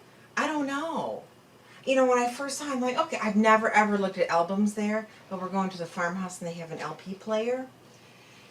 And you know, and I dug through the rest of them. I thought I'd find a bunch of stuff like Chicago and things, but there's scratches on it. I think that's dust. What is that? Yeah, dust. I don't know, but I'm looking online. Maybe there's some way to like clean scratches. This is Thriller. Yeah. I know.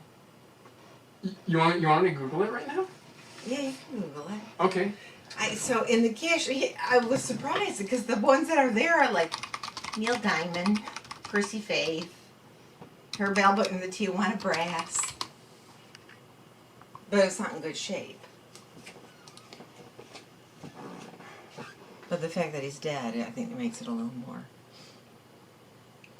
Yeah, so used condition, about $40. Hey, not bad.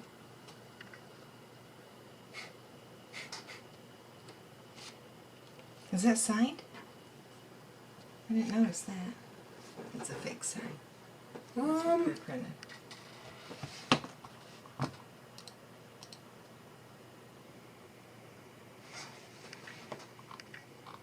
It's not signed on that one. Does it say Michael Jackson? No, somebody else. No, Diana. Something. Donating a sign. Now that would be worth money. They also, yeah, that would be worth some money. They also had a Diana Ross, the Supremes one. I thought I should have gotten that, but Yeah, $3,000. Oh, that's like a whole that's collection, like a but thing, yeah. yeah. That's his signature. That's how he used to sign, huh? Well, that's a It's cool not the find. same signing, is it? No. No.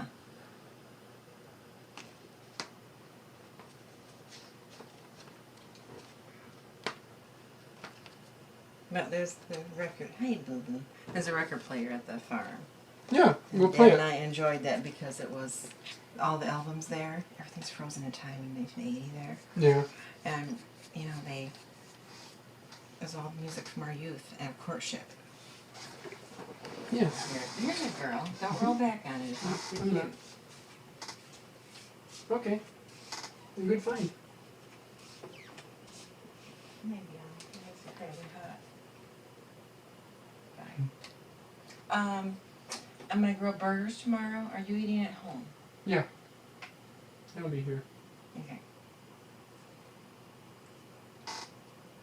You can close the door. I'll let her out if she bugs me. She's not too sure. Mm-mm. Yeah, there's not any sense anymore for her staying in here. Unless I hold her. Oh. Okay. If he isn't home yet, I must give it a time. Yep. Find my black capris. Okay. Well, I'm back. Sorry, my mom. Hey, mom. This 3D printer stream is getting interesting. I don't know, like, interesting how. Oh my god, I remember there was the wheel at the end of every... Oh my god. Combat Arms was so stupid. At the end of every match, there was a stupid wheel where you could win crap. It was always, like, garbage stuff, but... Yeah. I wonder if I'm ever going to be able to find... Simon... What the hell? Maybe it's in here.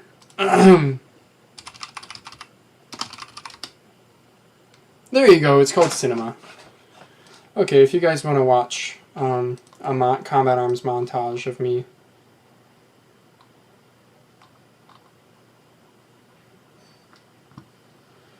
I'll post it in the chat here. There you go. Steam Bomb by Mom. Will you print something live? The printer's not set up. I need to do a few more preparation things.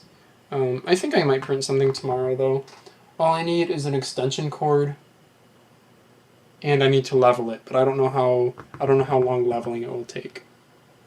And I kind of want to... I'll definitely print something, okay? Like, don't get me wrong. I will...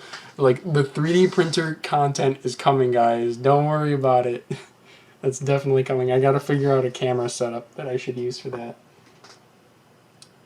Yep.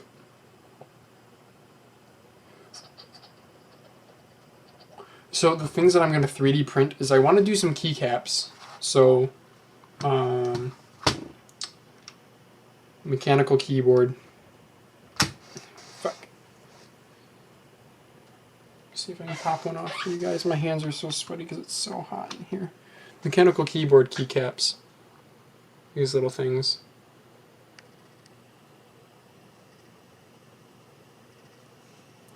I can 3D print myself some of those. I will do a custom mouse. So I have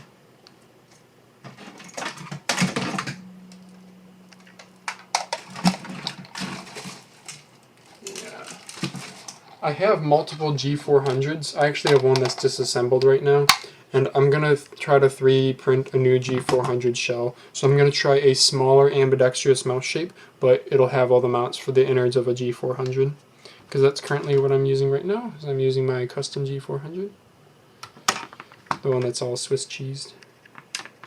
My Ikaria is also sitting here. I'm not currently using it though. I leave both of them plugged in. I like to switch back and forth. It's a bit refreshing to switch back and forth. I think, like, I go through phases where I'm better with the Ikaria, I'm better with the G400. I don't know. Right now I'm on a G400 streak, so I'm going to stick with it.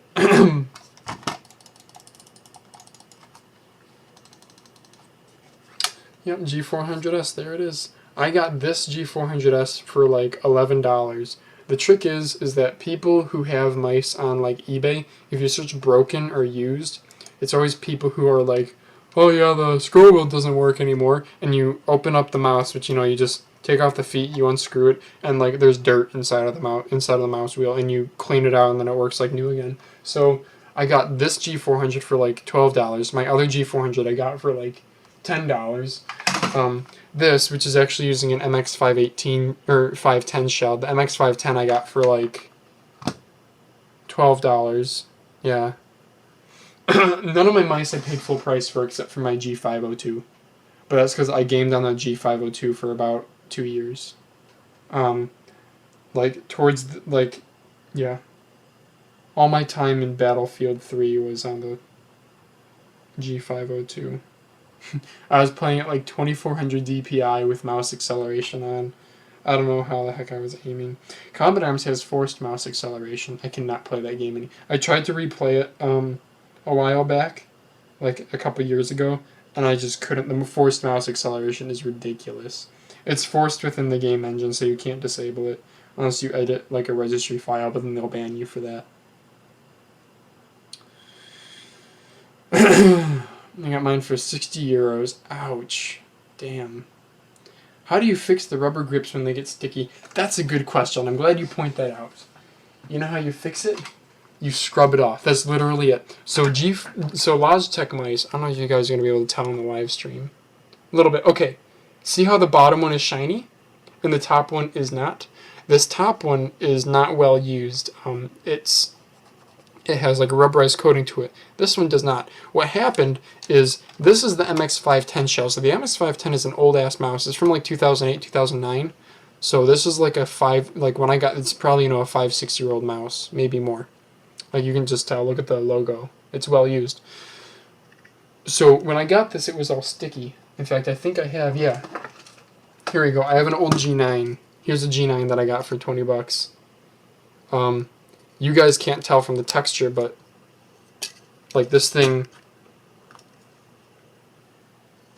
it's sticking to my hand. It feels pretty gnarly.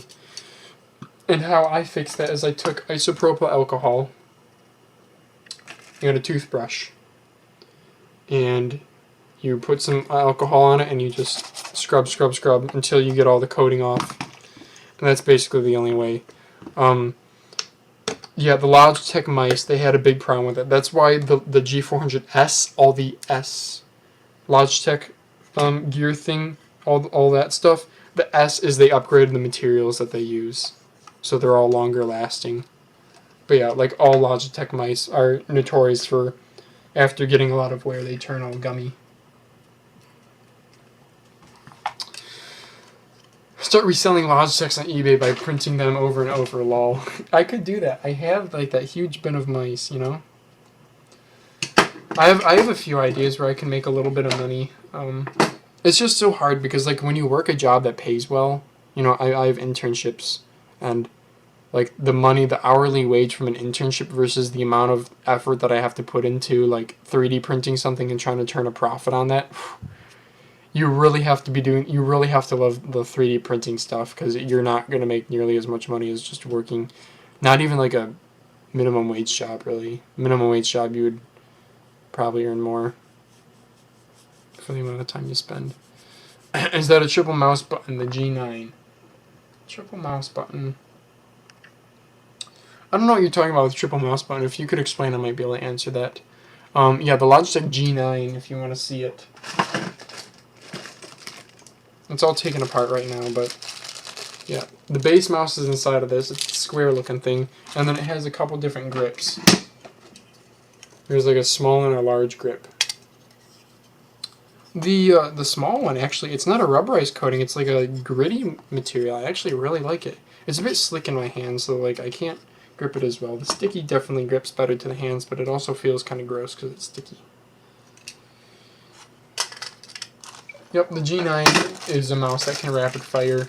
This one's broken, so I'm working on fixing it, but hopefully that video will be coming soon.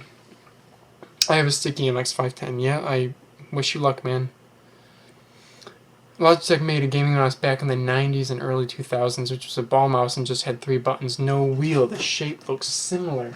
Oh. Yeah, hold on, my box of mice back here.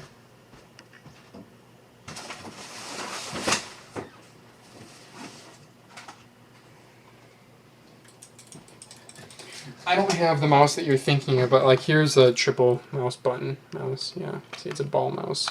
I actually have, if you look up on my channel, I got like for $2 from a computer shop, a Logitech mouse from like 1987. Uses, you know, the old serial connector with the screws, and has Omron switches inside of it. Sure enough, they're not anything that I recognize though. They're like red Omron switches. Yeah. This mouse has a dip switch for Microsoft and, or I'm sorry, for Macintosh and PC.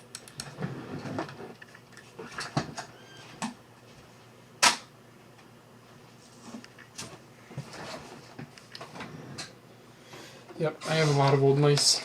I have so many mice.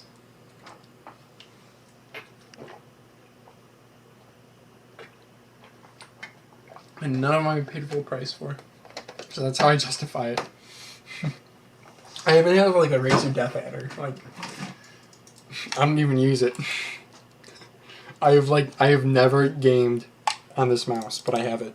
Because I think I got this one for $9 because the scroll wheel and mouse button 5, this top one here, those weren't working. And I fixed the scroll wheel, but I wasn't able to fix mouse button 5. It's an electrical connection because it doesn't register the click, so everything else works on it. Works well on it though, and it's the 4G. Yes, this is the 2013, so it uses like the 3.5G sensor, which is still like a phenomenal sensor, you know. I just can't stand. I can't stand the shape at all. I hate it. This mice box is a museum. Yeah.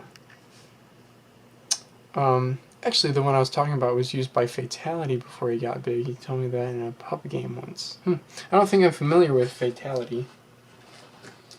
Okay, I should probably end the live stream and play some Battlefront, because I do want to play some Battlefront today. I could stream Battlefront, but then I lag like a bitch. And that's no fun. He was a Quake 3 Pro, okay.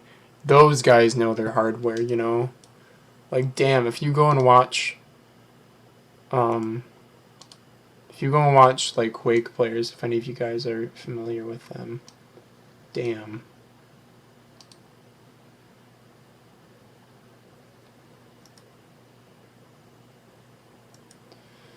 I personally, my favorite mouse reviewer on YouTube is Rocket Jump Ninja. If you guys like mice content, definitely go subscribe to Rocket Jump Ninja. He's a bit more more knowledgeable than I am, just because he's plays at a much higher level. You guys gotta remember that like the Star Wars Battlefront is not a super competitive game.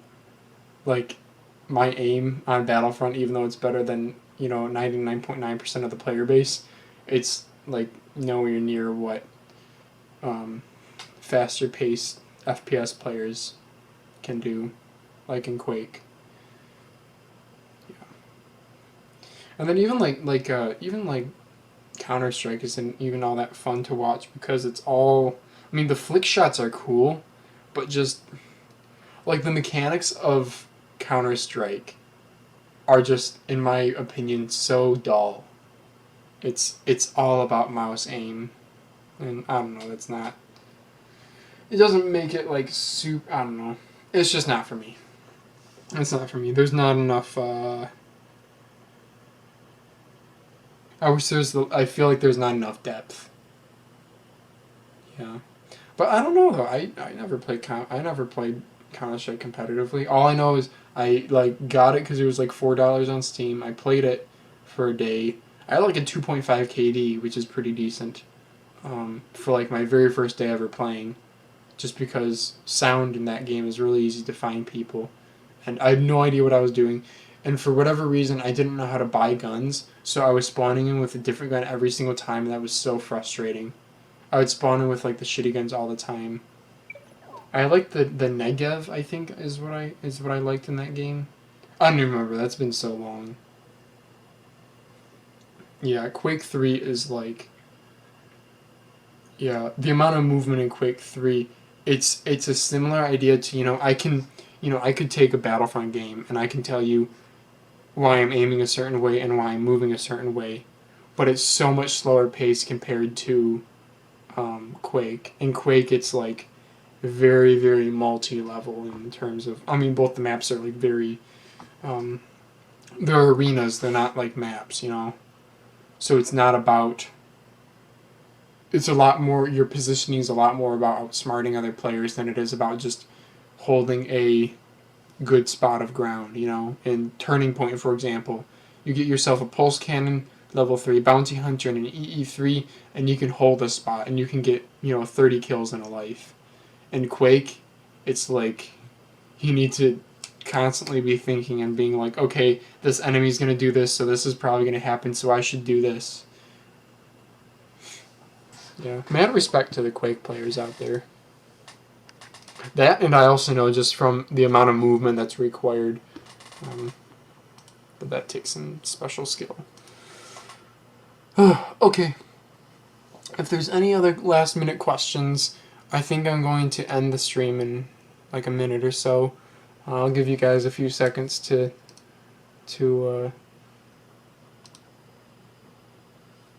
ask any questions. Yeah. This is funny. This Combat Arms montage that I posted, I'm actually playing at like a really weird resolution.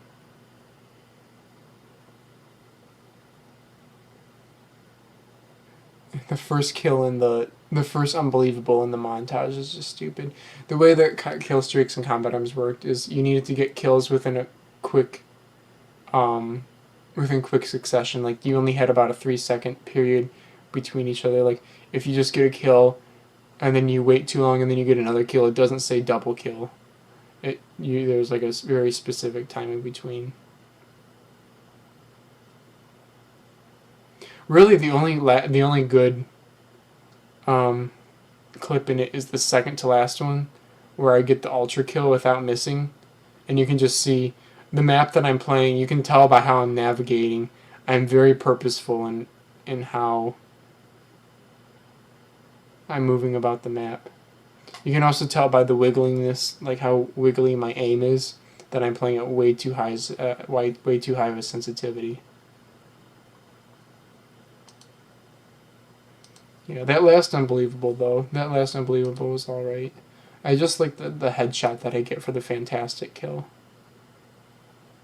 That was a pretty good headshot. Because the snipers have spread in this game, so actually, by me jumping up onto the truck that I jumped onto, because when you jump up onto something that resets your spread, so that actually is what I did there, and that's a pretty damn good headshot. Yeah, that's not a very good montage though. Why do you guys do pugs in Battlefront? Yes, we do pugs all the time. We have a pug Discord that you guys are free to join. If you add me on Origin, I will give you the pug Discord information, and it's just all of us. Like right now, there are 5 med people online, 1 Motu, and 1 Araxium guy, and we're all just hanging out. I'm muted right now because I'm streaming, but probably get smacked around. But wouldn't mind playing sometime. Yeah, we're not like we're like the recruit thread that I have in the Star Wars Battlefront forums for recruiting for meh. I straight up say in it, like, if you don't want to join meh, like, if you don't want to join a clan, we are all competitive players, and not even competitive, but we're just people who look for something that's a step up from boring old public matches. And if you're interested, add myself or Spathy, and we'll give you the Discord information. We're always looking for new people. Always trying to grow the community. I think we've had good luck so far. Like right now, it's just 10 p.m. on a weeknight, and we have 2, 4, 6, 7 people in this Discord right now online who are all playing. Plus the Motu Discord has 3 more. So yeah, you would definitely be welcome. Have you listened to my band Krav Boka? Oh, wait a second. I think you told me about them, but I don't think I ever looked them up. Hold on.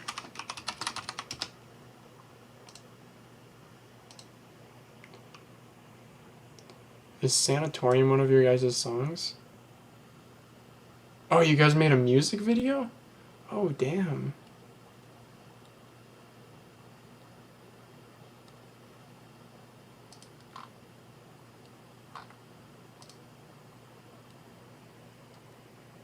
This is actually like kind of impressive editing. Okay, yeah, I'll go ahead and watch this once I end the stream. Yeah, I'll take a listen, because if I play it now, you guys are gonna hear it in the stream. But if you guys want to see Extra Sugar's, I don't have a music playing right now, but you should check this out. I have no idea what kind of music it is, but I'll listen to it. Spooky.